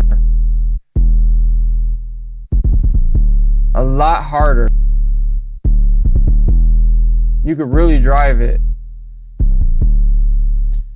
So I have a feeling there's a handful of producers that do this but don't show nobody this, because I've seen a couple of producers say, yeah, I'm gonna do my secret sauce, don't show this on the screen share, and then they go and adjust something in their drums.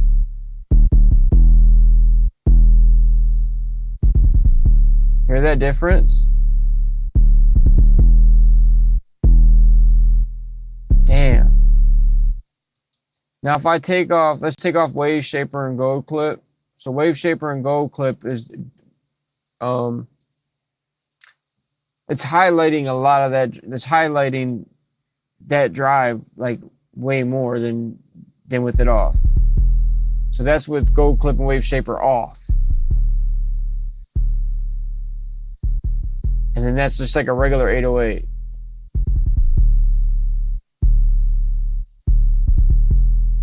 So it's like really driving the signal. Now if I just turn, let's just turn Wave Shaper on. This is just Wave Shaper, which is this. So that right there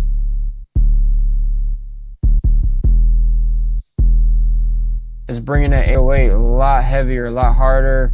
You're hearing more of the resonance, like in the mid highs.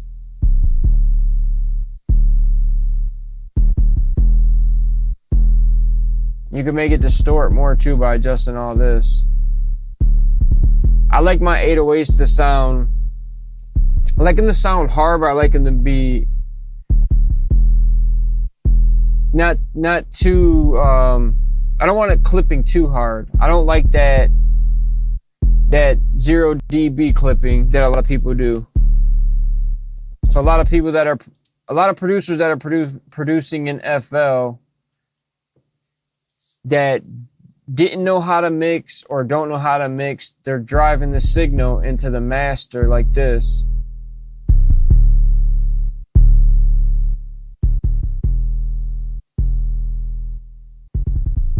But they're making it clip in the red. And then that's the sound today. So it's just another level of distortion. Actually, that doesn't sound bad, but they're clipping it in the red and you're getting,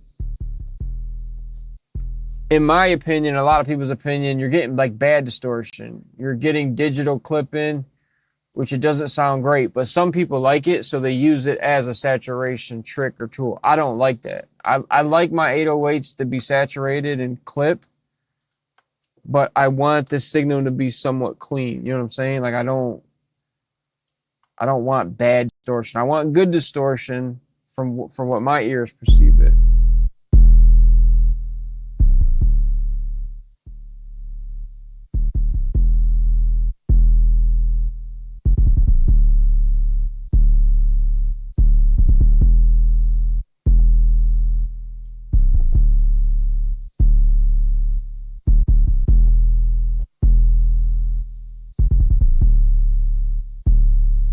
Come on.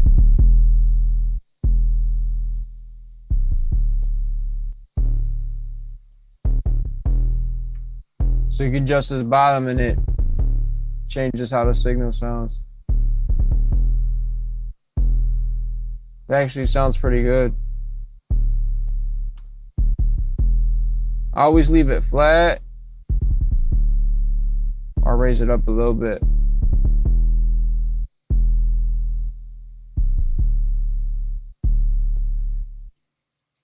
But I use this sparingly, and then I just run it through Gold Clip. So it going through Gold Clip and Wave Shaper, then I'm getting this.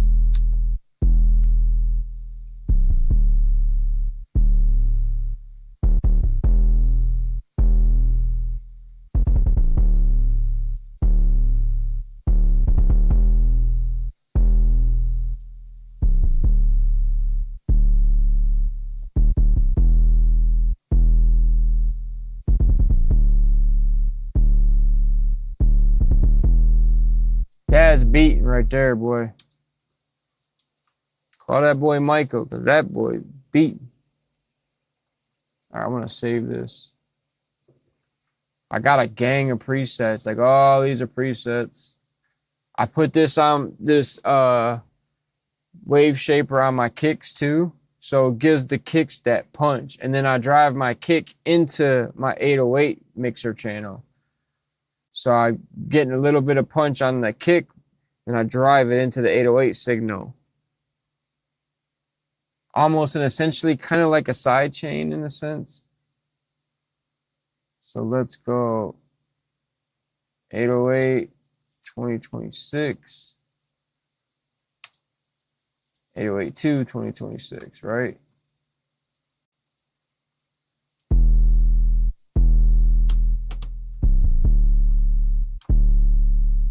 Come on, bro.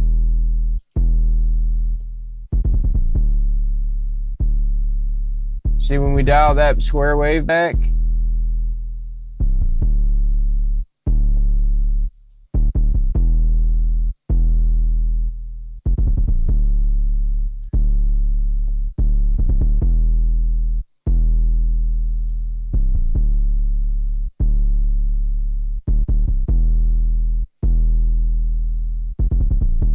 that thing beats, bro. And then to get my 808s louder, I do the same thing with the kick. So normally this 808 would just be going to the master, right? So just have it in one mixer channel, just going to the master. So it sound like this.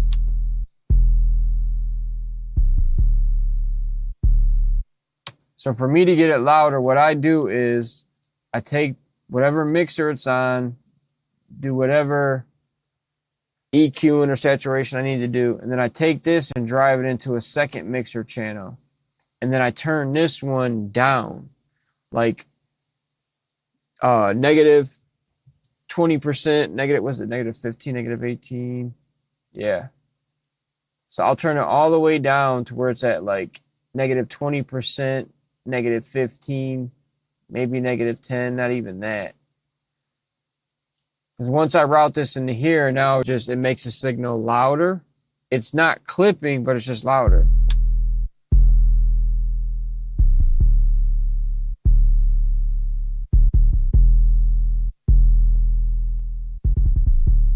So with it off or not side chain to that mixer. And then I do the same with my kick, to where I drive the kick into that. And it just makes it hit a lot harder. I always looked at it in the past. I'm like, oh man, I want to figure out a way to make this nice and loud. Just like normal mixing. I don't want to cheat. I don't want to do anything like fighting with my ego, trying to make things sound as best as they can from like a normal template standard. And then once I started realizing, bro, there's no rules to this shit. There's no right, there's wrong. Granted, there's stuff that sounds good. It sounds like shit. But there's no right or wrong in this, bro. There's no right or wrong. Once you realize that, like, you remove the glass ceiling.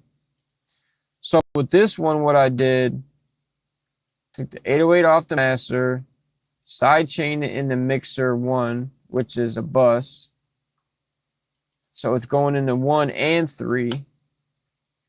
3 is going into that and into the master. So now we're getting this.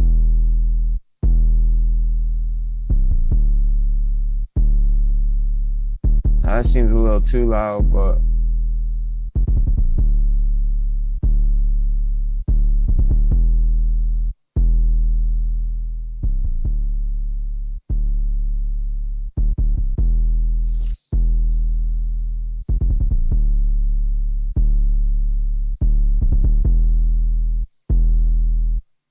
bam. That's how, one way I get my 808s to kick. Let's turn this on now.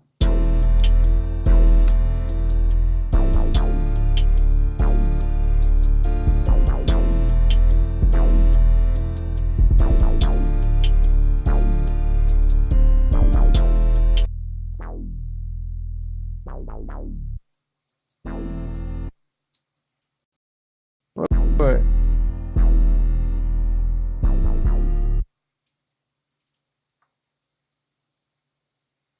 He's gotta go on a track. Track those up.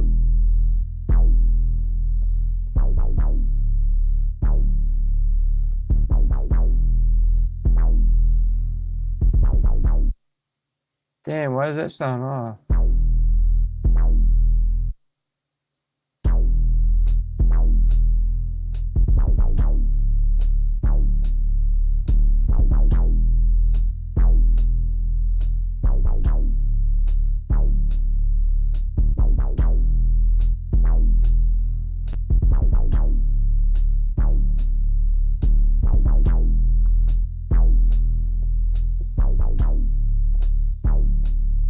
That one note's a little bit off.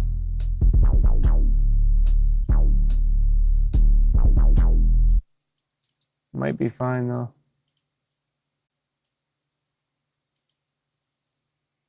All right, I need a snare. I have one already.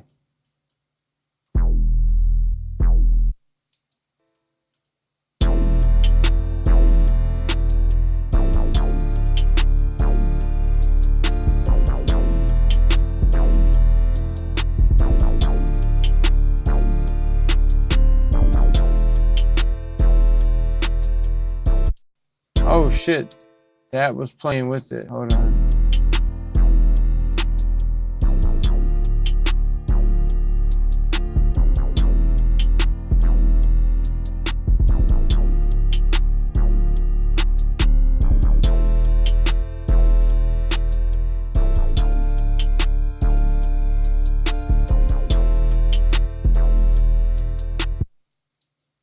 This is off.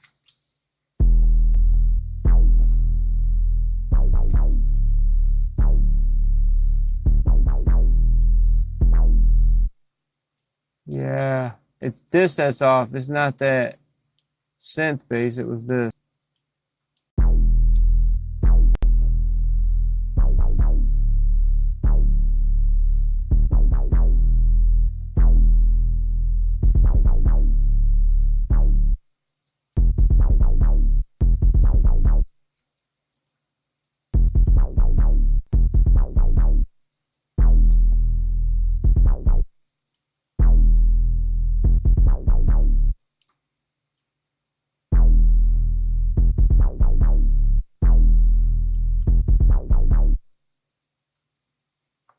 Come on.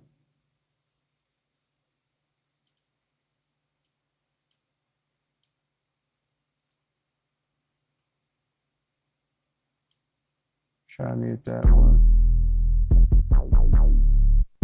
That sounds better.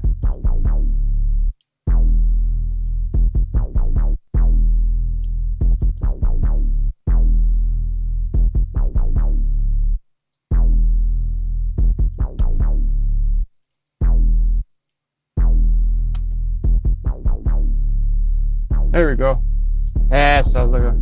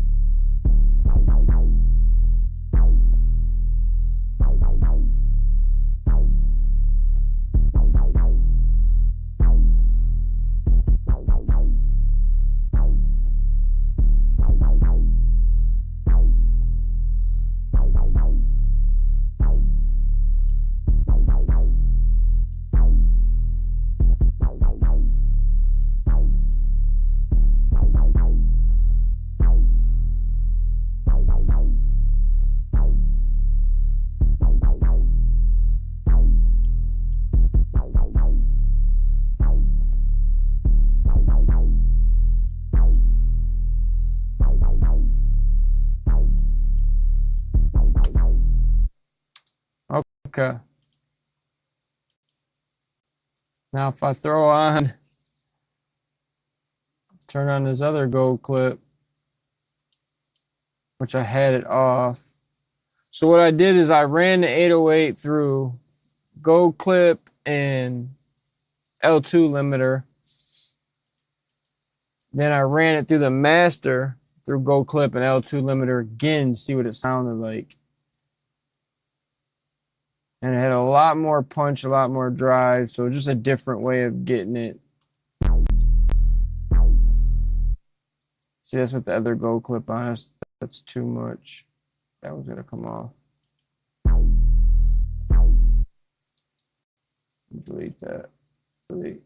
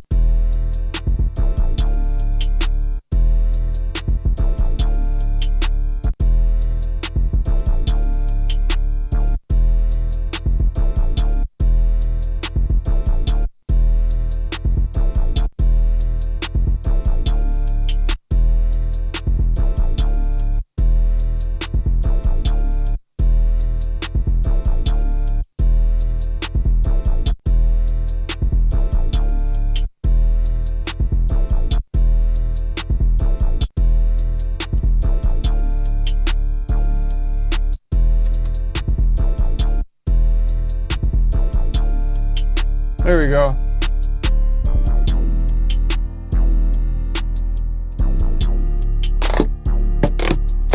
Got him. Something like that.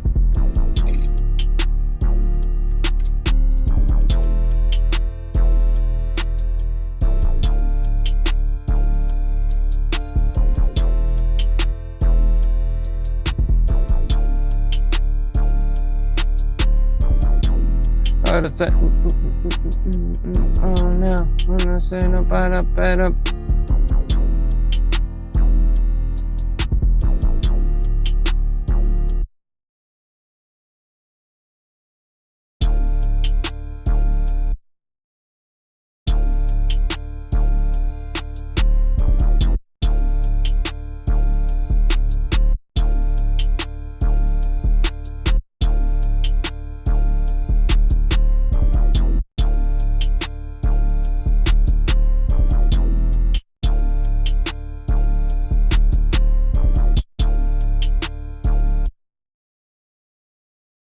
Oh, we put a glide note, do a slide note. So on FL, you want to do like a glide or slide note, you add a note, double click on it. You got this section right here which says slide. Do full release, half release. This is the the volume or velocity. So it glide that note, but sometimes it works better when you put it just a little bit after the note. So let the note hit and then it goes into the glide.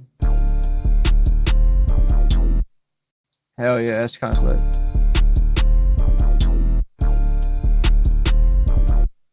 Now if I go higher, shift.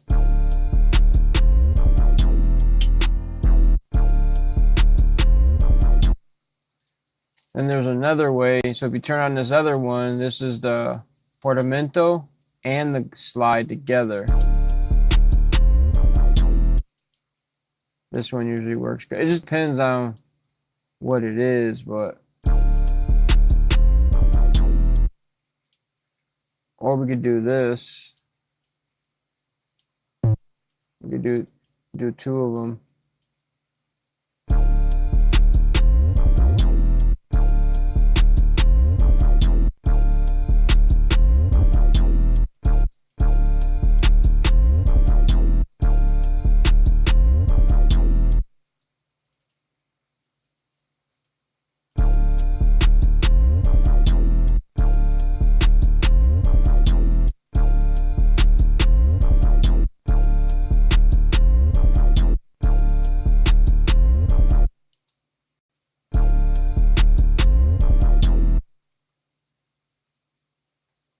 Let's try this on D.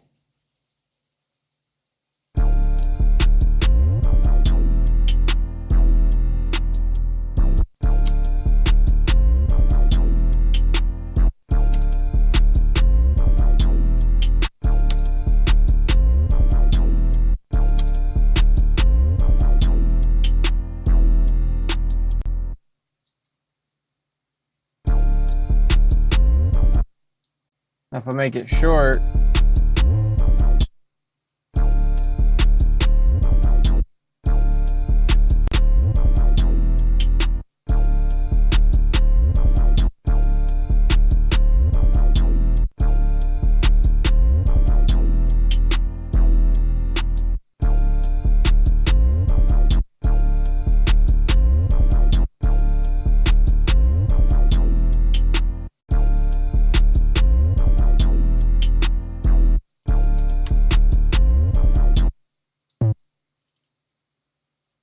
turn the release down.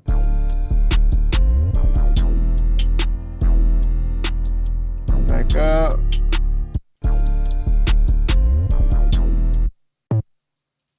Real similar both ways.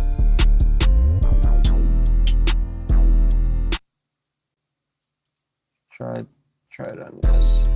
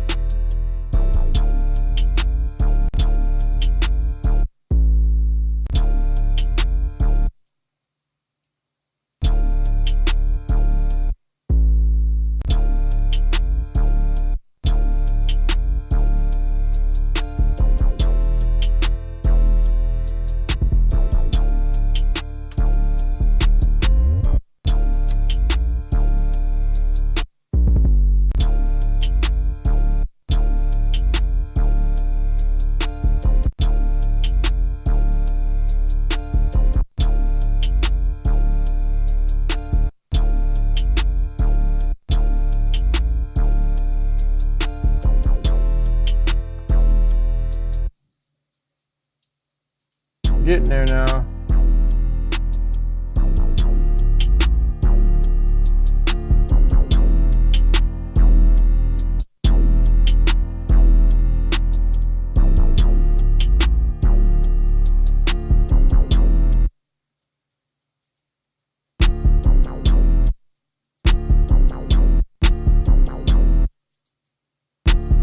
Oh yeah.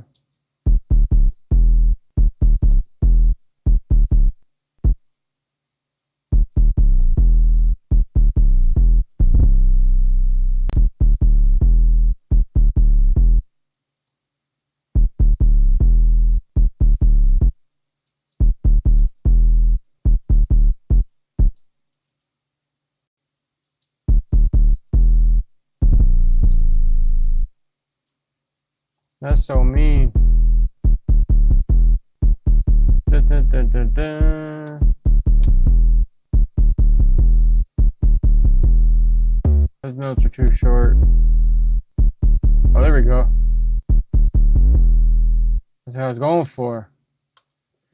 Sometimes it sounds good, lower octave. Sometimes it sounds better, higher octave. Just depends. If you can hear the note, it's not too low. They sound really, really dope because it goes from one bass and it glides to a lower tone.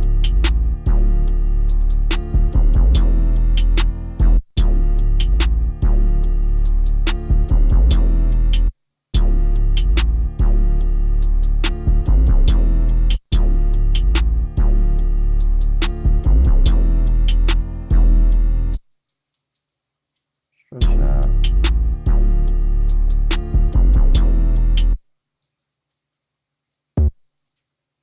Do a double.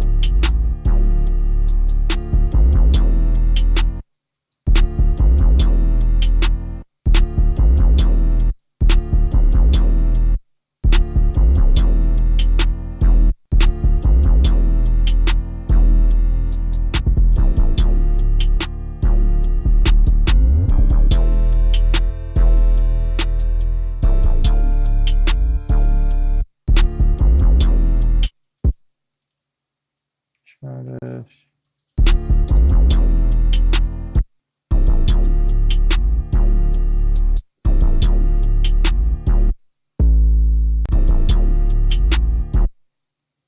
Let's go higher.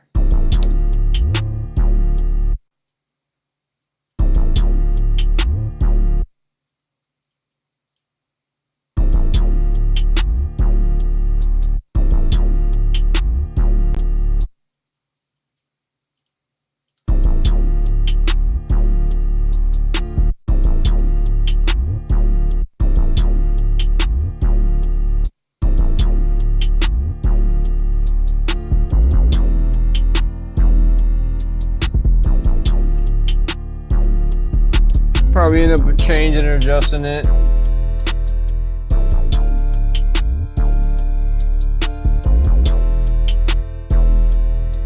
Take away that one. No, take away that one.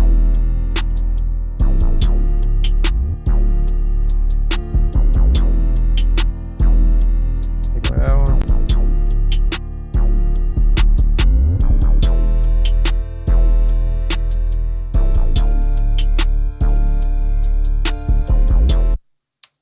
Nice. Yeah, so that's that. How long have we been out here for? Hold on, let's double check this. Bro. There it goes. 2 hours, 27 minutes. Okay. Sample this out, go over the other sample, and then call it a day pretty much. I'm going to sample this 808.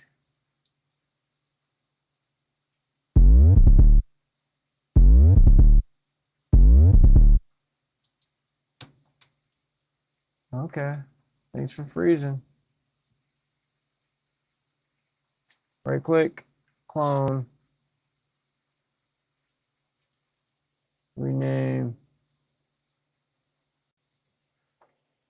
short.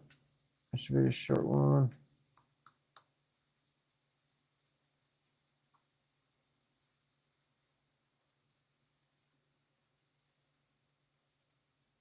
Okay.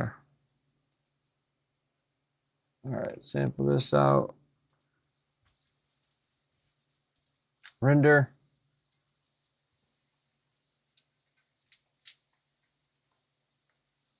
It's been pouring rain all day, bro. I gotta work on this car tomorrow, man. I got a pop-up tent that I've been using if I need. I bought that last year. And I got an 808. That's crazy.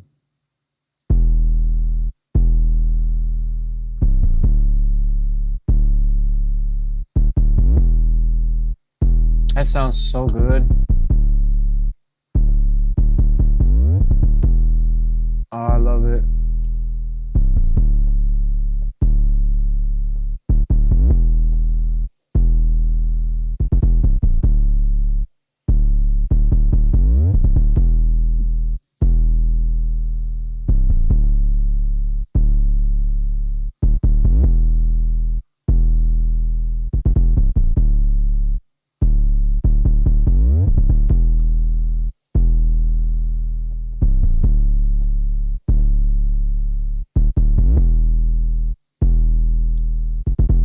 That sounds so good, man. It's like the perfect 808, bro.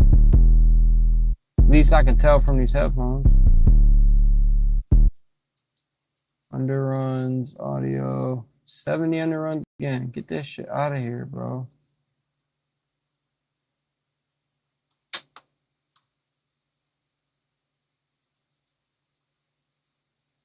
Enough.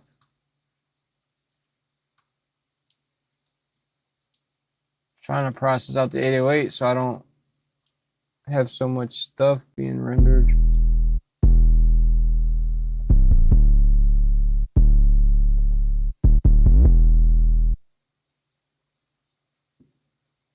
Okay. All right, bet. And that's not even going through the stuff on the master. If I turn the master on, then we got this.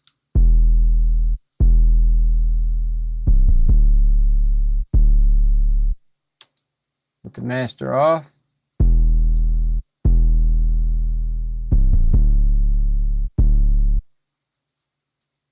Master on.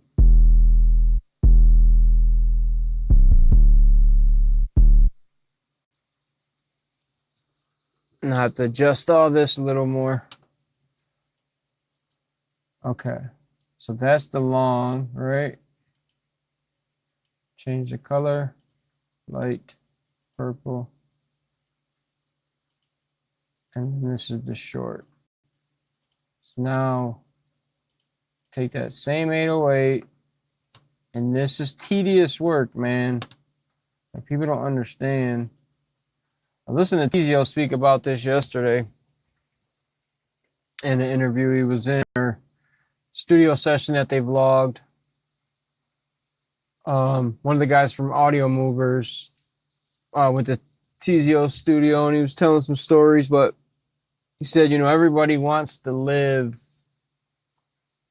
They want to live the limelight, you know, live the what's that called? Hollywood lifestyle, you know what I'm saying? They want to live like a rock star, but they don't want to do the fucking work, man. People want to fast track. People just want to go vibe code. I mean, I'm on a vibe code, man. Make some dope ass beats, make some dope ass music, and get me there. And some people, the crazy part is, some people are just gonna go vibe code, and they're gonna find a lane and make a way for themselves doing that. That's the crazy part. Like, people are gonna, and it's gonna make a lot of people mad. I never care because I'm not in competition with nobody. Maybe I should try to feel more in competition, but I've just always been in competition with myself. I don't give a fuck what no one else is doing. I don't give a fuck what they're doing. As long as you ain't bringing your energy into my lane and fucking with what I got going on, I don't care what you do, man. Care less. Maybe that's part of my problem. I just don't give two shits. So this is the short 808.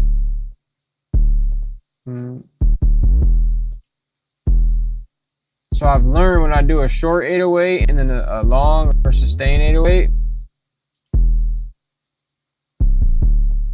I could use it for like two parts of the song. So I could start it off with a short.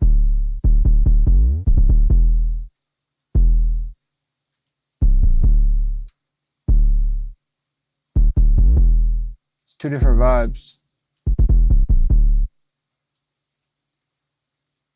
Master stuff off.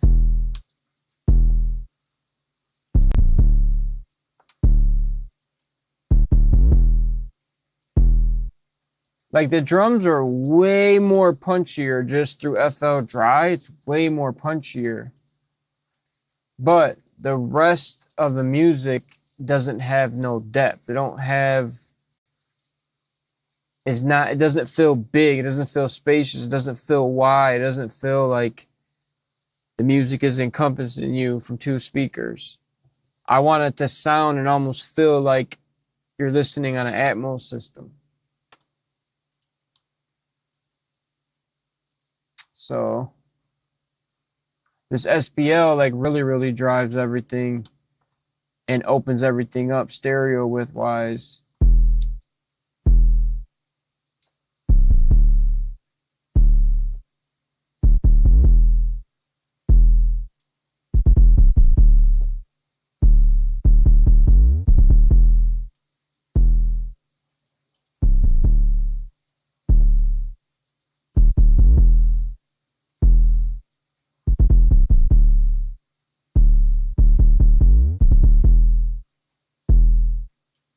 I gotta be careful with this because in the past I've made it too, not too thumpy, but like too bassy, where it's just almost like too much rumble.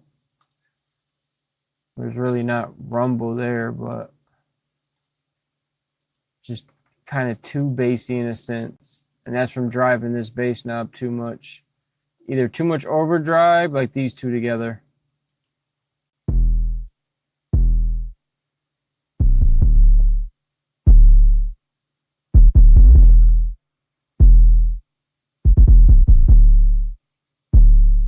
Oh, that's nice.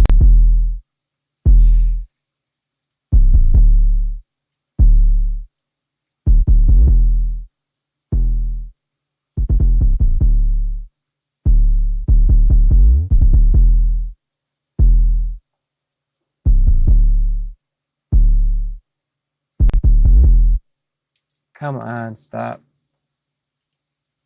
Too much, too much. All right, let's save that. That's a third version. All right, let me turn that off. And without it,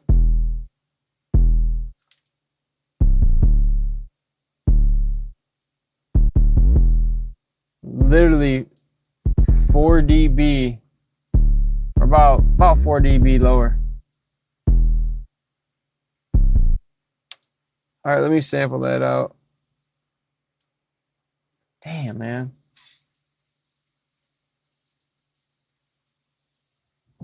All right, sample this out. Fucking nose.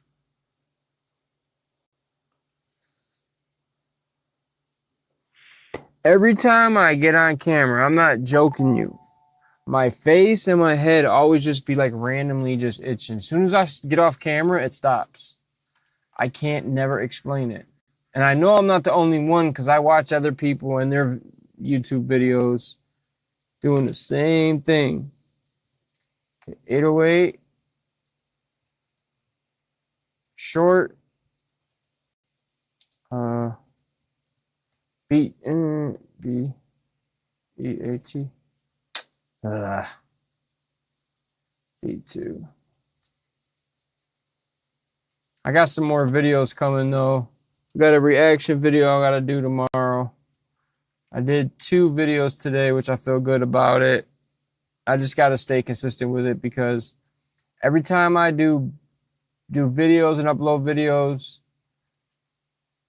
for one, my views grow and my subscribers grow. I gained like 3 or 4 new subscribers today. Shout out to you guys, whoever subscribed. I can always go in the back end and look and see the new subscribers. But it's dope to see because I have vidIQ like widget attached through Google, and it tells me in the corner, you know, my numbers for the day, for the week, for the month. So you can kind of see it and see how much you're growing or how much you're staying stagnant or how much your numbers are going down. It's just basically kind of like a dashboard read. And I got probably 3 or 4 subscribers today. That's off of posting 2 new videos. If I wouldn't have posted those 2 videos, I'd have got no subscribers. I might have got 1. Know what I mean? All right, cool. We got that sampled out. That way I can cut down on the 808. The 808 processing.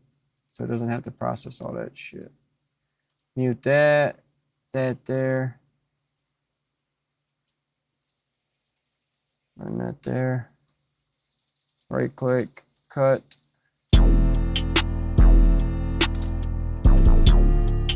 Hear how flat that sounds?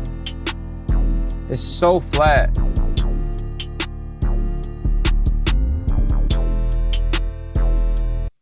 Now watch this. I'll turn the master bus on, and like I said, I don't have all my master stuff on. I only have a limiter and then the UAD SPL Vitalizer Mark III. That's it. And then it turns it into this.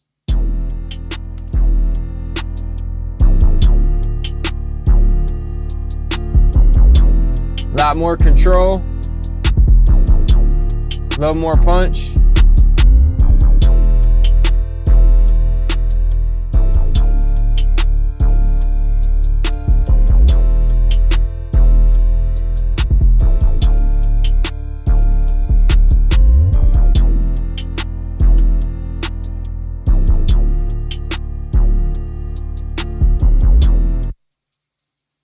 But we can start this beat out like that, right?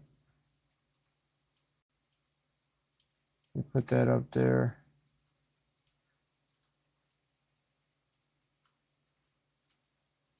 I can start this beat out like that.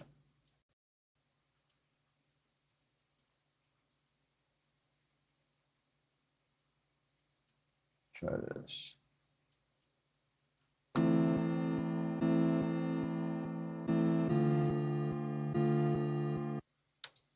Wait, let me get a riser. This is a good way to transition from an intro into the start of a verse or start of a hook. What I like to call my drops. Drop section. Okay. ST riser, my favorite. I custom made this one after getting it from J Cactus Pack. Shout out to J Cactus. He's a London, UK producer. For the foremost, like drill producer. Now he does different stuff, but hip hop producer, rap hip hop. So a riser is a nice way to do the transition. Where's my reverse? I gotta add a kick on this. But this is just like the bare bones. So this is just getting the idea out on page, some type of song format started, and some type of basic drums, enough for someone to write to or enough just to get the vibe going.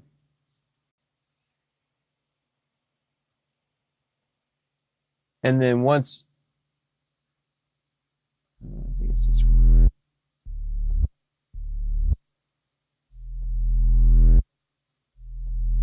okay, it's in the key of E. This one should work well. But yeah, once I get like the vibe going, like the what I call a bop, once I get a nice little bop going where I'm bobbing my head and I'm freestyling, then that's when I know I got something, and then I can come back to it later and finish it up.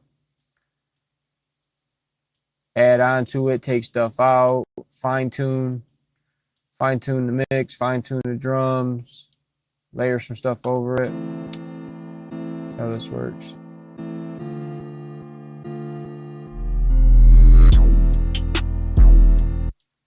Yeah, I didn't like that. I don't like that reverse 808 now.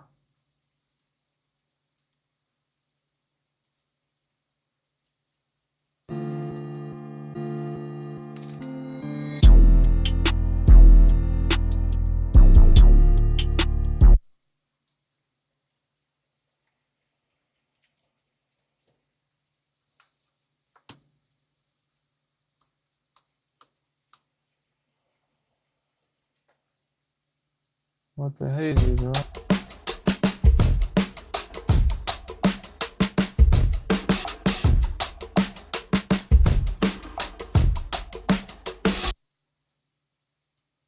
Use part of this. This is 82 BPM.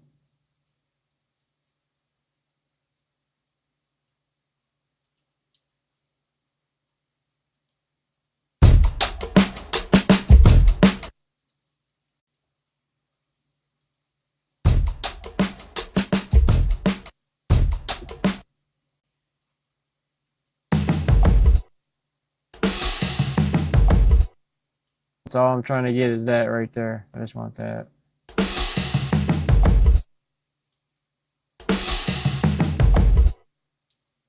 Gotta put it on beat though. So this is 82 BPM. So we gotta stretch it, double click. Click on here, click on stretching. So stretch it out.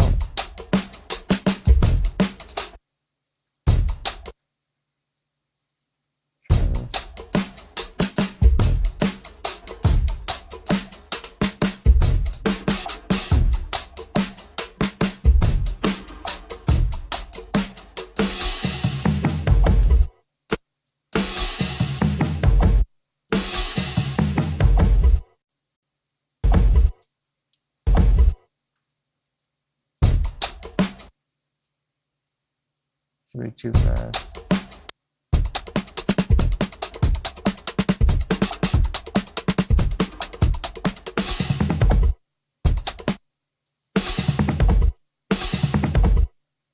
That's way too fast.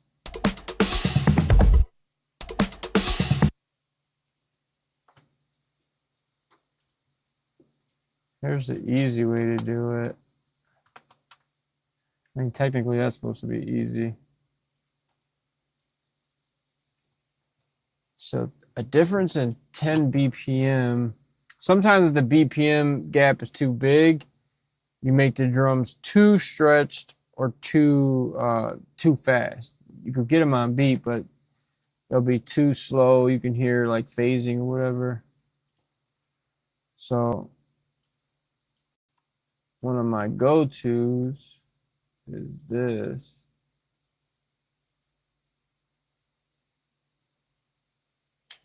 Serato sample is really good. Like their time signature is really good. Even in like the DJ software, the time stretching algorithm is really, really good. I can take any song and remix it to any beat, and then you can hit the stem button. That's kind of a lot why I've been buying records and albums the last couple of years, whether if I'm buying the digital album and the physical. That way I'm adding it to my own library, because if you want to stem out a song, a Serato sample, you got to subscribe to Apple Music, and Apple Music don't let you do stems. So then you have to use, what is that?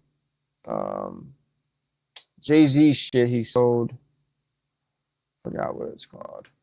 You got to use that service. You have to pay for another service in order to run DJ sets and weed through a bunch of music.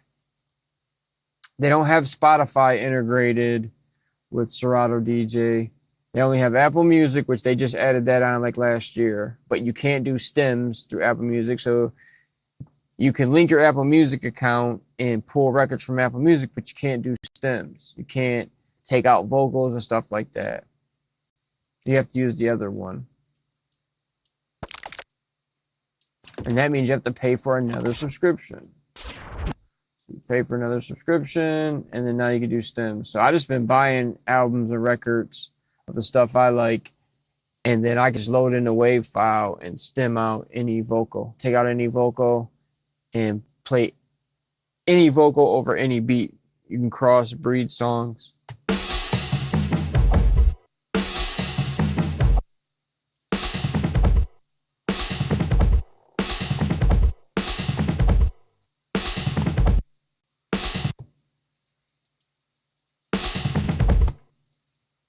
I don't know how I like this one.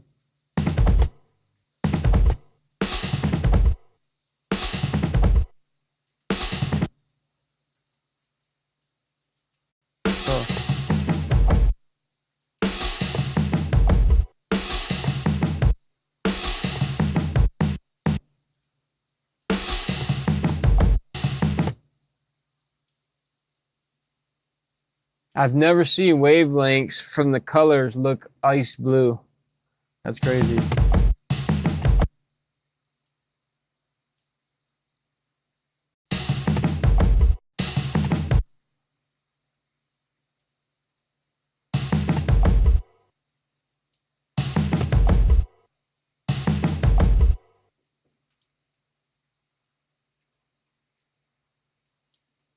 Yeah, I don't think this is going to be a good one, but we're going to try it anyways.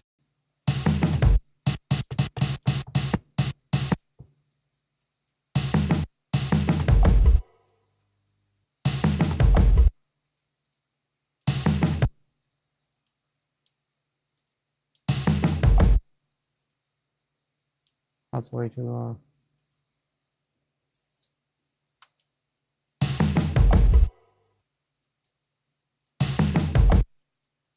Literally like one bar. Oh, what the fuck?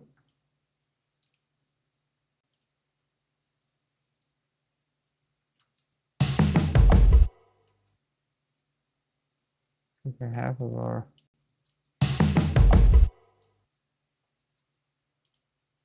What's that?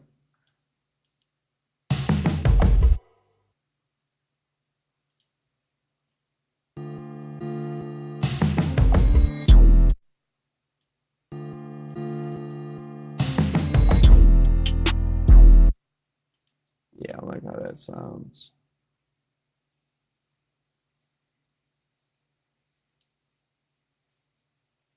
Drum breaks.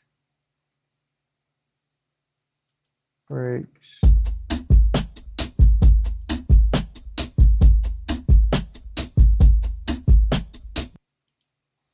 I bought a bunch of drums last year through like the Beat Butcher. A lot of like real drum loops. Some of the kits are really, really good. Some of them are alright.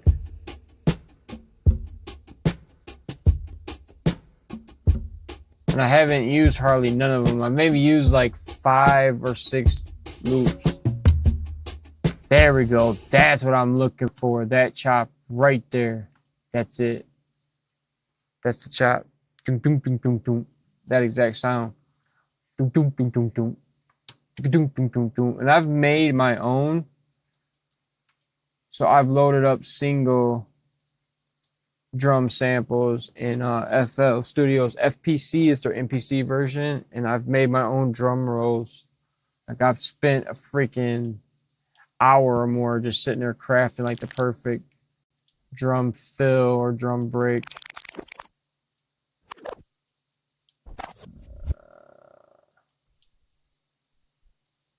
This is so dope, dude. I love real drums.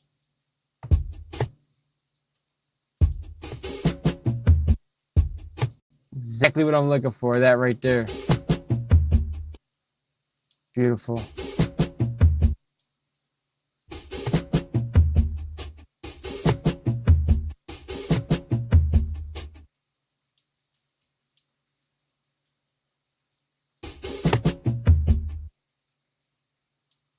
Heck yeah. And see, I have this loop favorited already. Look at that. 75 BPM. Opinions. I got it started.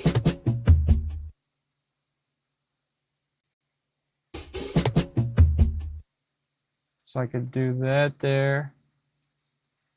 I could dead stop it.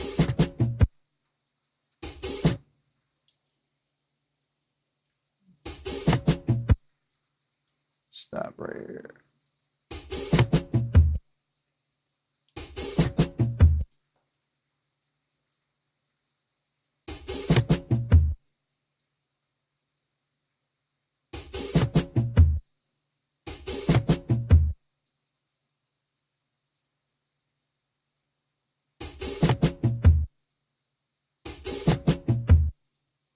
Perfect. All right, let's find another spot.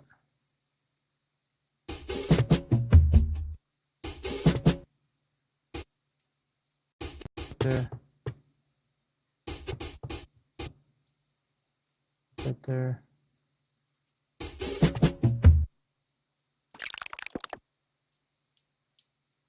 Yeah, there's really not another one. The ending is normal. Bitch. That's how I'm looking at it. Man, why'd they give me one at the end? So I have like that last hit. I have the sustain of the last hit.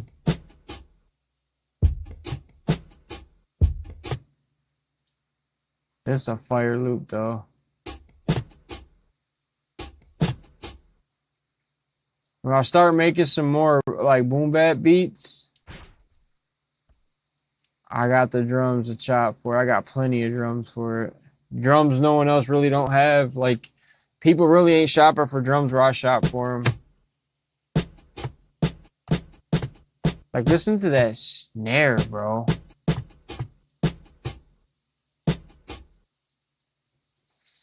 Really like listening to Alchemist's production. So, Alchemist, the Conductor, and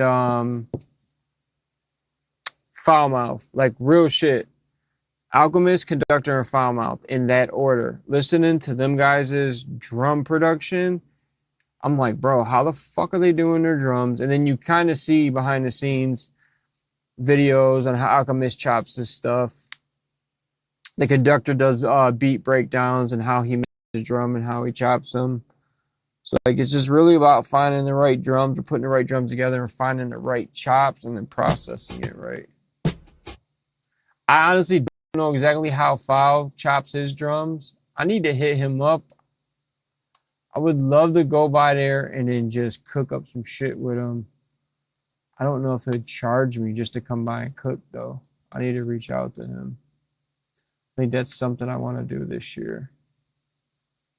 Get in a few sessions with a few other producers because I'm always just doing my sessions. What BPM is this? So this is 75. So we only had to stretch it 2, 3, 4, 5, 3 BPM. That's why this one works so well. I only had to slow it down 3 BPM.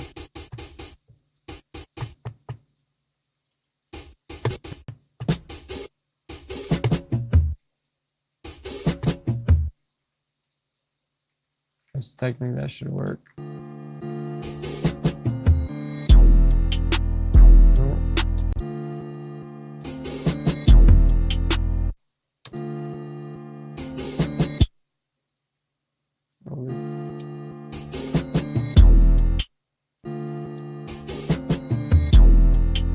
There it goes. That's it right there. Perfect. Perfect.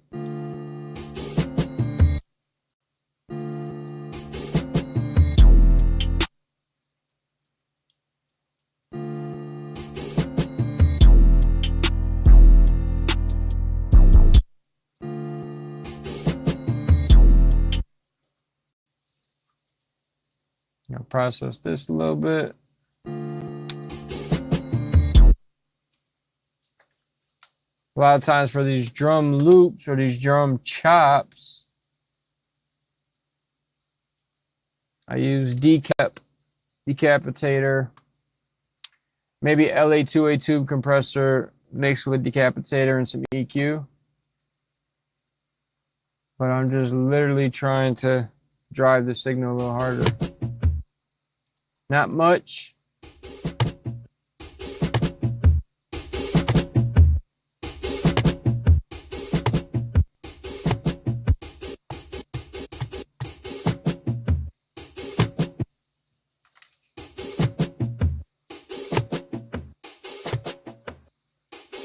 Ooh, we could filter it like that. That might sound cool, kids.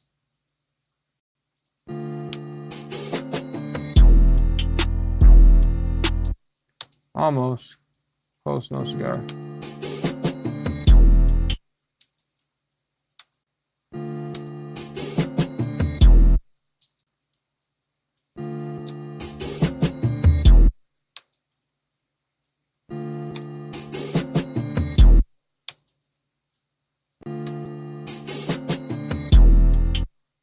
Yeah, something like that.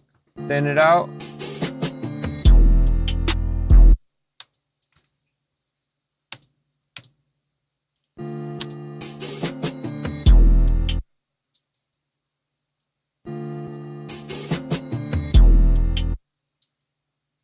A little more saturation.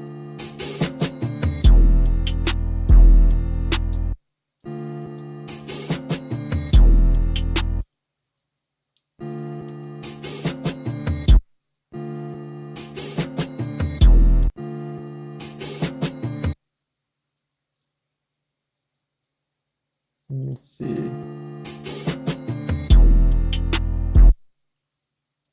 Gotta move that chop. Come on, bro.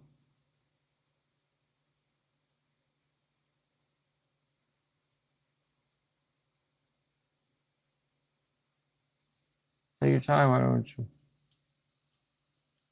Okay, there we go.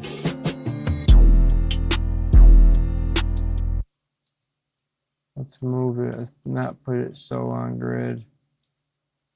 Try that. That feels better.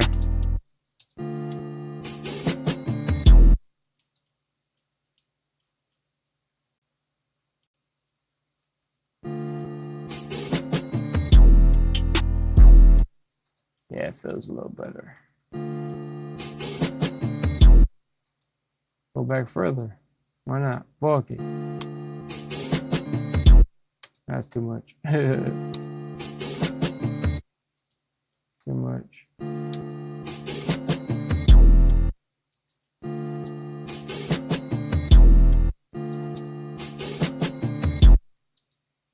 Go back, go back, go back, go back.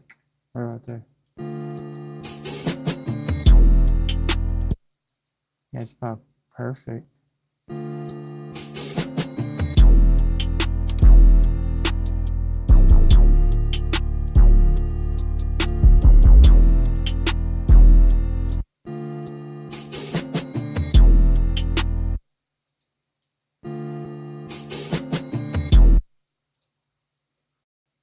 Come on, bro. Stop. Playing fucking game.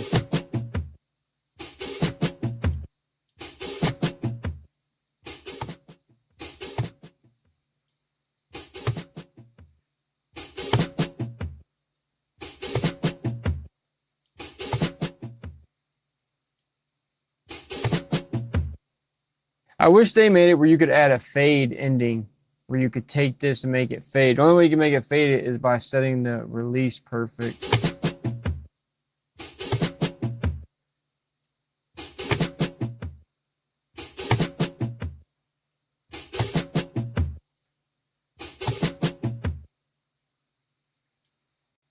Yeah, I wish they added like a fucking fade.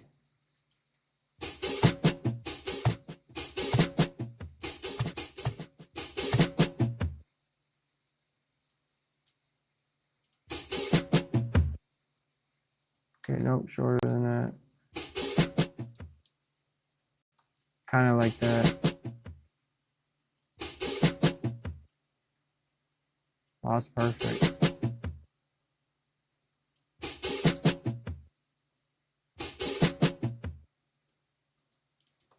That way there's not that hard cut, hard stop. Alright, sick.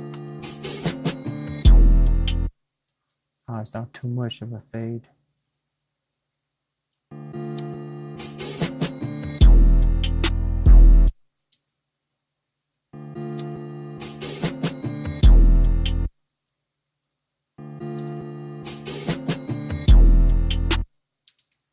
One thing Serato Sample did add, most people might not know this or even notice.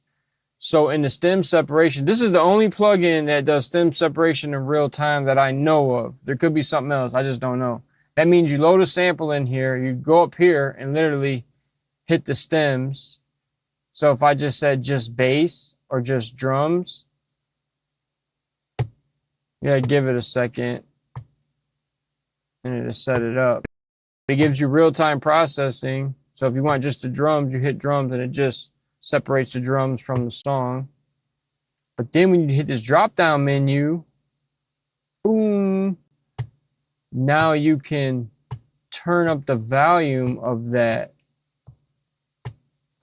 And like say I was trying to sample out just the drums and the bass. Most stuff, you have to say, okay, separate the stems, give me the drums and give me the bass guitar. And then it gives you both at whatever volume they are, and you can adjust it after the fact and make it work. With this, if you're trying to sample out, or let's just say the bass guitar and the keys, right? I'm just trying to do bass and keys. Sometimes it takes a minute for this to catch the sample.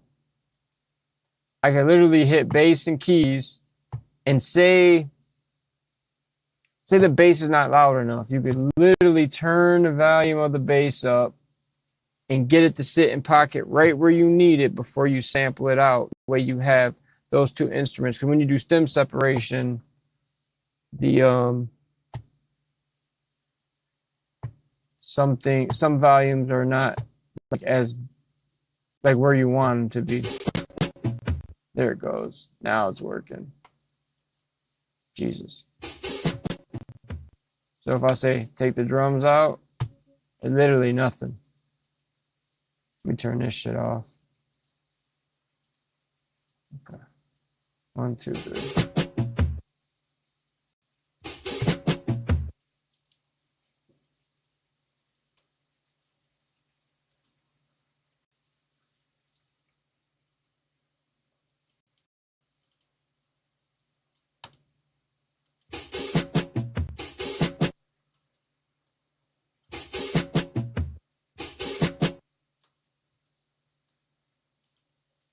Sample that out.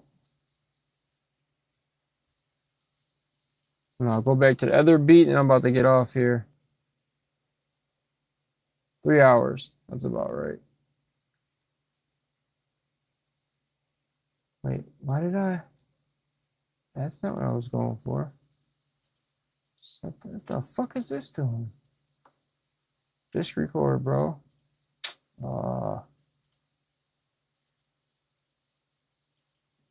Render track. Jesus.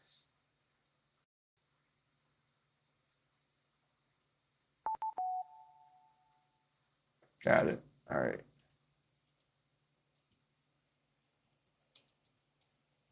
Drum fill.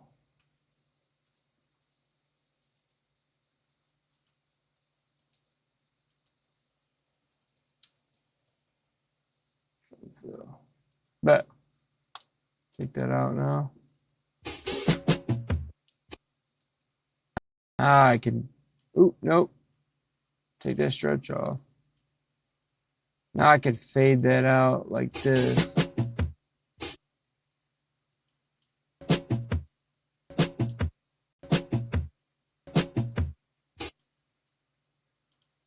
There we go. All that for that.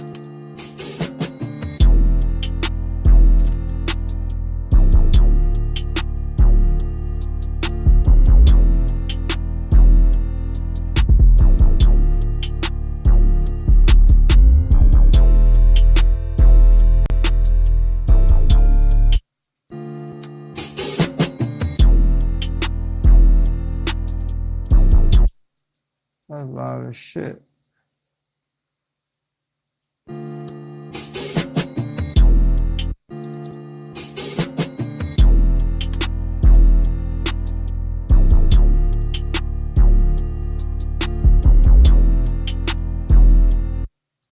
All right, run it back.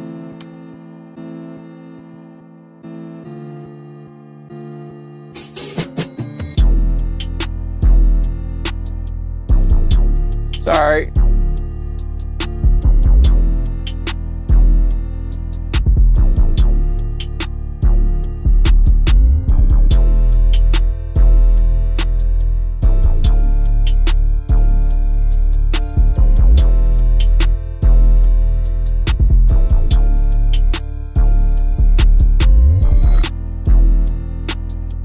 Oh, cut it short.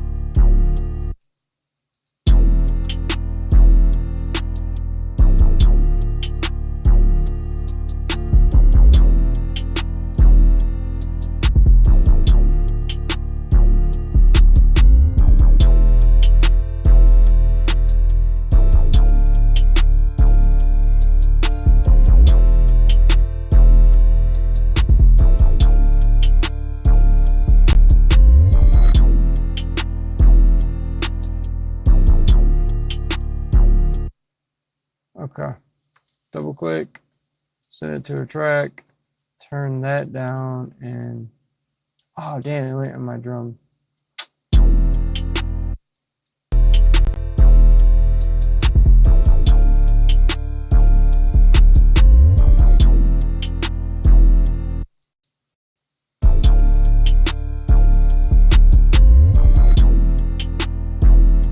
Yeah, that's too sharp.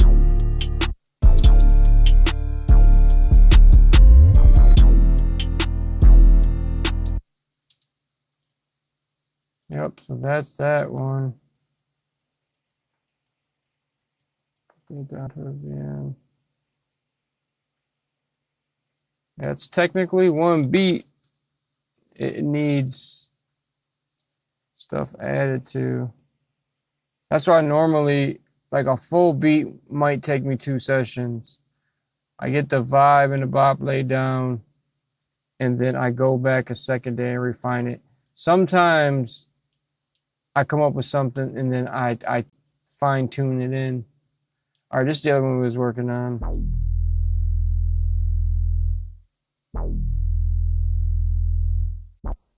So I changed that bass.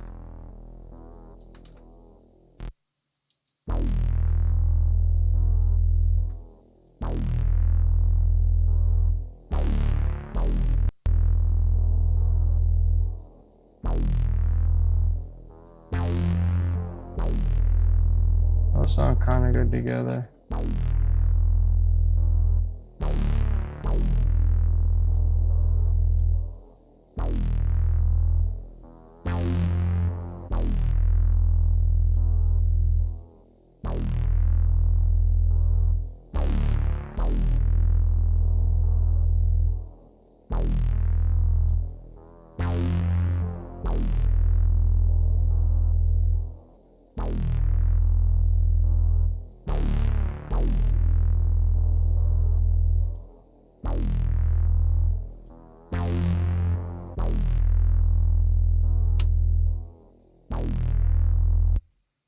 Hold on. Let me double check this Instagram. Event log. Okay.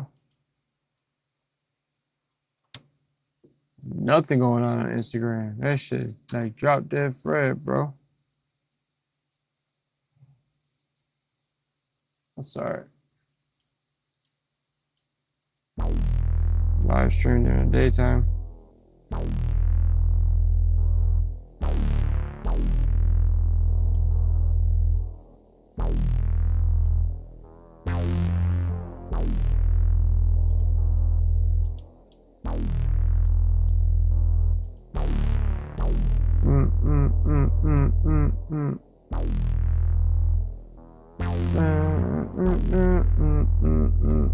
Rubber bass.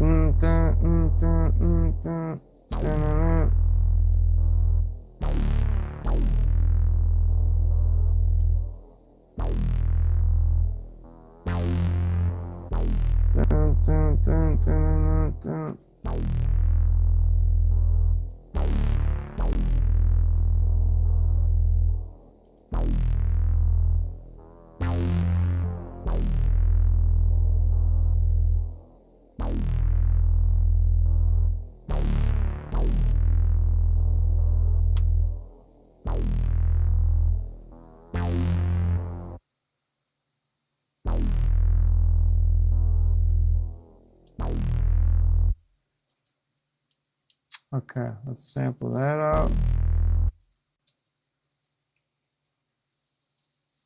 Right click, disk.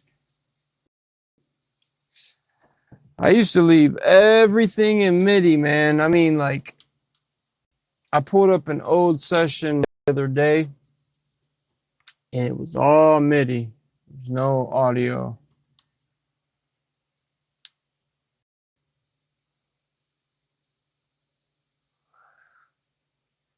And I wouldn't be able to run as many plugins and whatnot.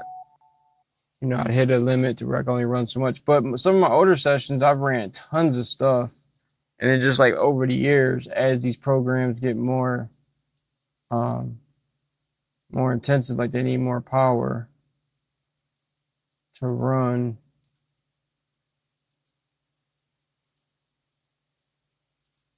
Then you start, you know, running less and less. Like these plugins are more CPU intensive now. Like every update of the plugin requires more and more. FL is now like close to 5 gigs for the install.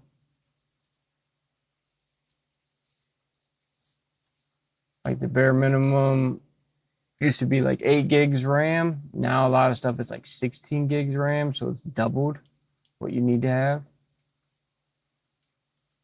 Crazy. Cut. Yeah, I'm about to crash out, bro. I'm freaking tired.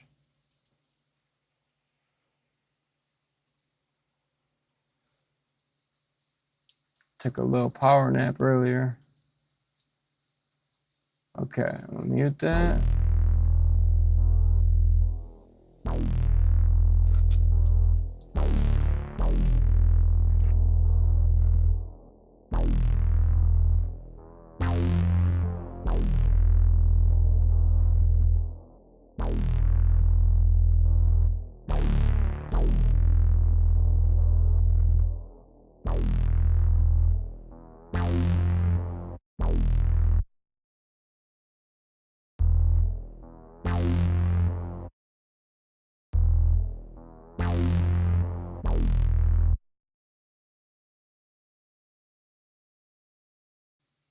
So we're gonna kind of like lay out the song setup for this one.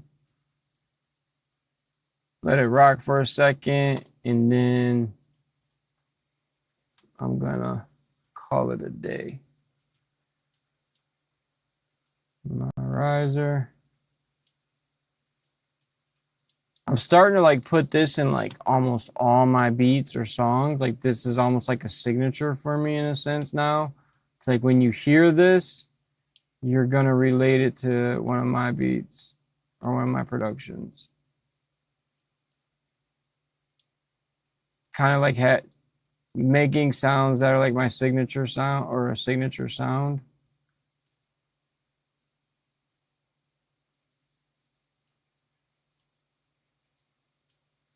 So this is one of them that I'm using.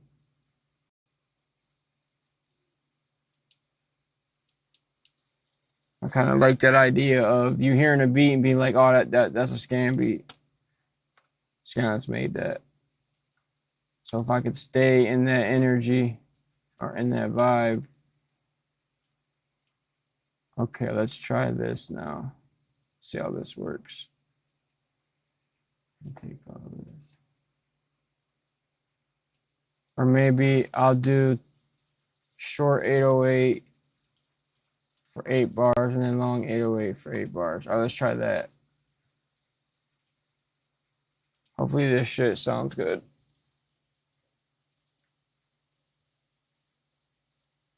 Track that up. 31. Double click. That's on 30. 30, 31.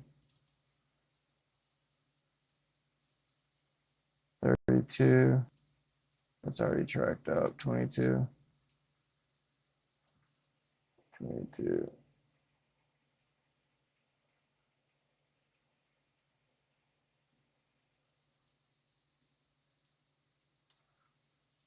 Change icon. No.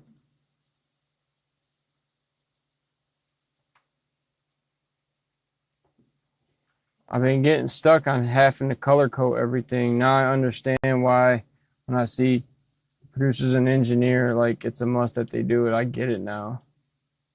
Cause like I need to be able to look at something and by the color, I need to know what it is. Purple, bass. Blue, kick. Beige, brownish are usually drums, snares, hi-hats, perks, whatnot. Well, I can add some perks to this. All right. Let's see how this sounds. So then we're gonna run.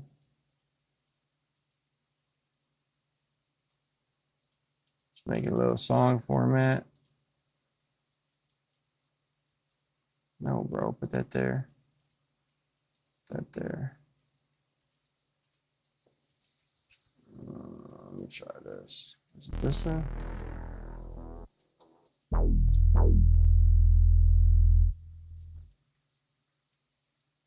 see.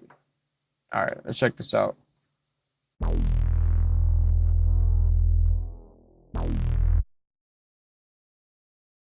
Forgetting one thing. Hold on. Forgetting one thing we gotta add.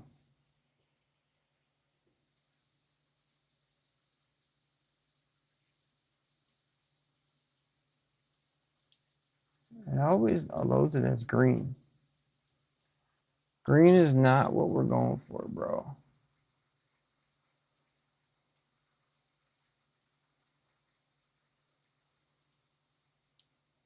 Signature tag someone made for me.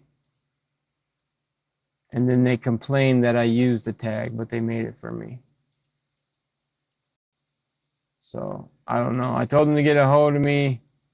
Granted, they didn't make the tag and say, hey, all right, if you pay me, I'll make this tag. That wasn't the situation. But I'm willing to pay them because I don't want no one to fucking feel like I'm getting over on them or I'm using their voice without their approval. So I done told a few people to tell them to get at me and I'll compensate them. Send me their Cash App, send me their fucking Zelle, send me whatever, I'll fucking pay them. So they don't feel like whatever. People are fucking weird, bro. People are fucking weird. Did nothing wrong to nobody, bro. My fucking resume is solid. I don't fuck people over. I don't do fuck shit. Not cut like that. I'm a solid one, bro. I go out my way for fucking people. I've bought people shit. I've bought shit, put in their address, mailed shit to people's houses on more than one occasion. I've fucking taken my own gear, put it in a fucking box, paid for it to be shipped to somebody that needed gear. That's the type of shit that I've done. Am I doing it anymore? No, because motherfuckers are shitty, bro. You do for fucking people, and then they fucking treat you like you fucking owe them. But you do something for them because they're fucking standing in the fucking gutter trying to find a way out, and you could fucking relate coming from the gutter like, man, I've been there. I know that feeling. That sucks. What can I do to help? Even if it's sending somebody $20 for gas. Hey, man, here's some gas money. Do what you got to do. So I understand it. So when people fucking act like, oh, you owe me, that shit pisses me off because I done fucking bend over backwards for people. People that I did not have to bend over backwards for. And be treated like I'm a fucking problem or I did something shady. Fuck out of here with that bullshit. Anyways, let's hear this bitch.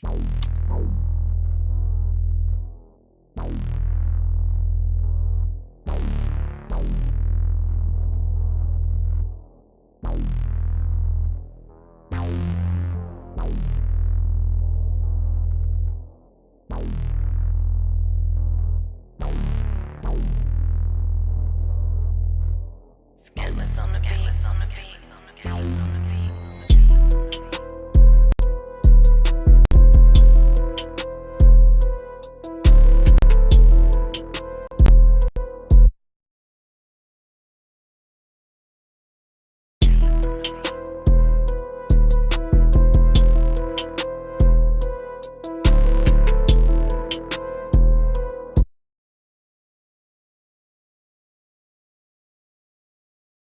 See, this shit's starting to fucking 141 overruns, underruns.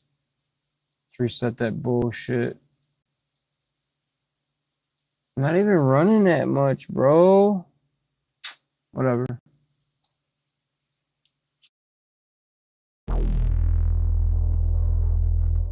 Scantless on the beat. Scantless on the beat.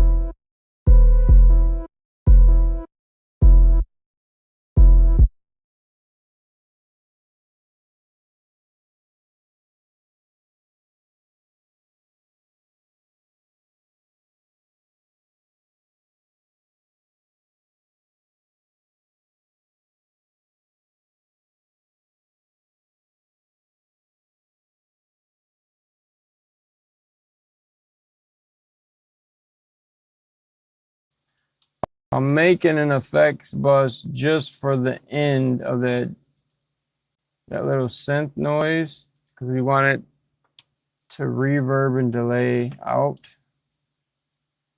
So we want everything to drop out and then that synth, the tail of it, to reverb and delay out. Which this might cause a little bit of processing issue, but I'm about to find out. H delay always uses a lot, especially if I'm running a bunch of other shit. As soon as I fucking throw on H delay, it's a problem. H delay is one of my go-tos. Yeah, it's about time to end this shit. Let me end the Instagram.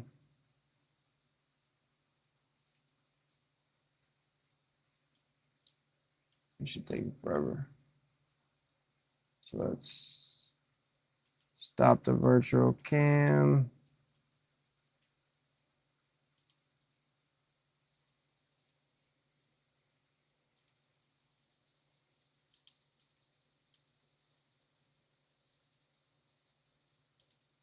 Turn on my camera. Turn on that.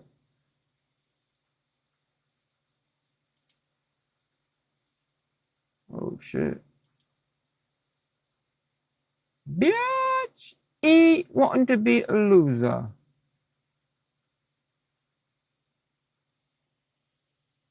Bitch! Bitch!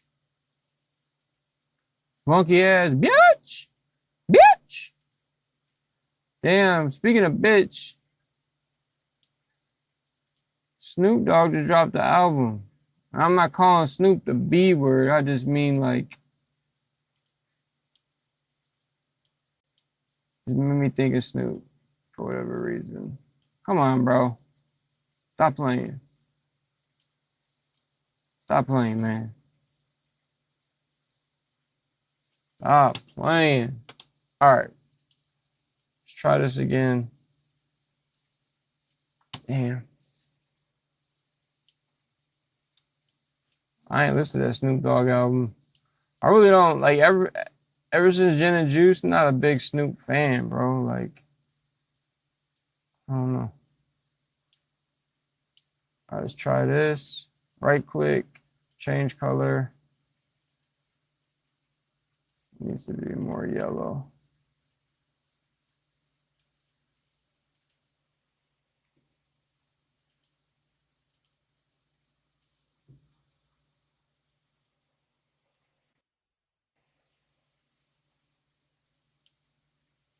We're gonna see what this do.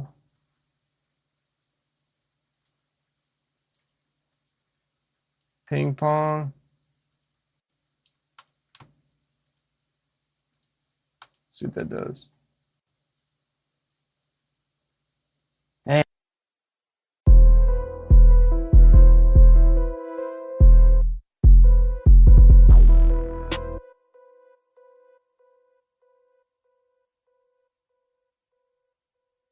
That was trash. That was not. Where's the reverb? I didn't even hear the reverb. The but.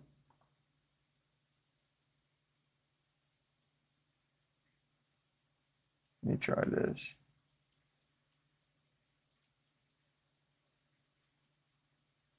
Just guessing.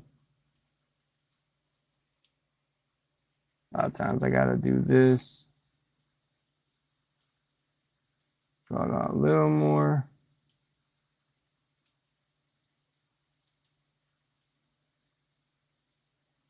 Cross it like that.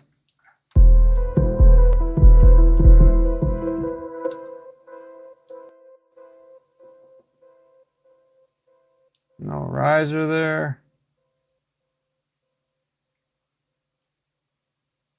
I'll try again.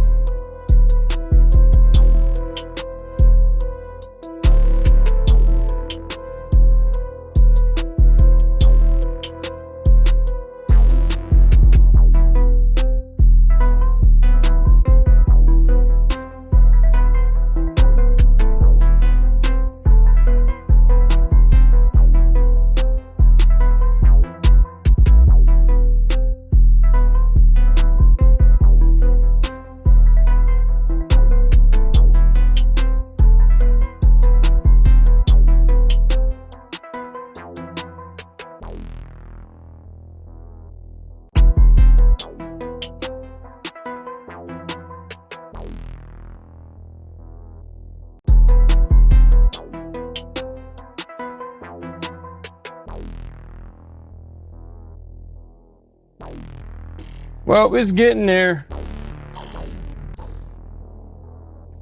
Got a little bit of work to do to get it to where I need, because when the beat hits in, it's got to be super impactful. It's got to have that knock you on your off your feet feeling.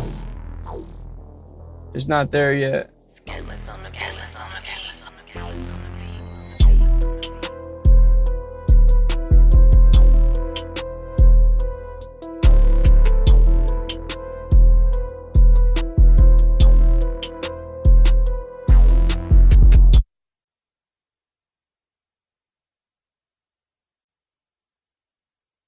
One, because I had to turn my Go clip off for my drums to hit on the master and on the 808. And there's no kick in here yet, so that's gonna make a big difference when I add that kick. So I'm gonna get off here. I'm gonna do that now once I shut down OBS, and I'll be able to process all this a little more. But it's your boy D, man. Thanks for tapping in and saying hi if you did, and watch the replay, man. Take away some tools and tricks and tips and whatnot. Oh, that's what I was trying to see. I was trying to double check that live is still up. Okay, it's still up, but so it worked fine this time. Good to know.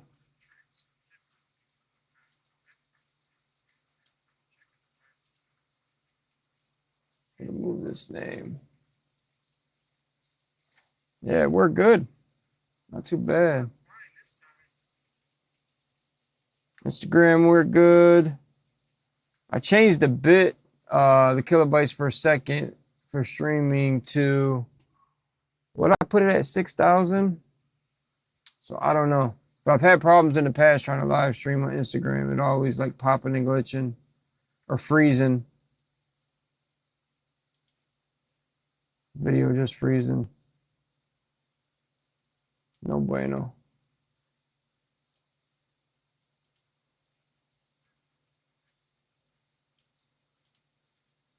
All right, I think I'm good. Yeah, it's your boy D, man. Thanks for tapping in. I'm gonna pop off here. That was a long stream.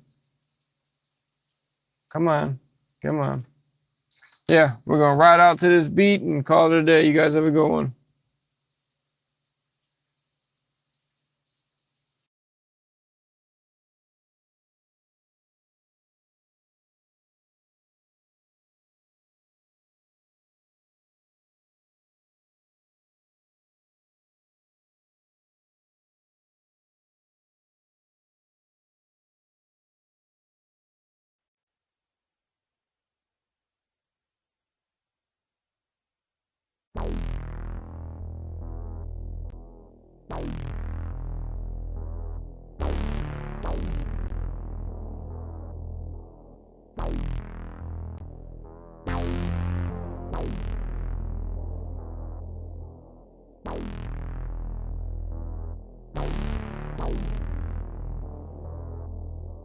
Scantless on the beat.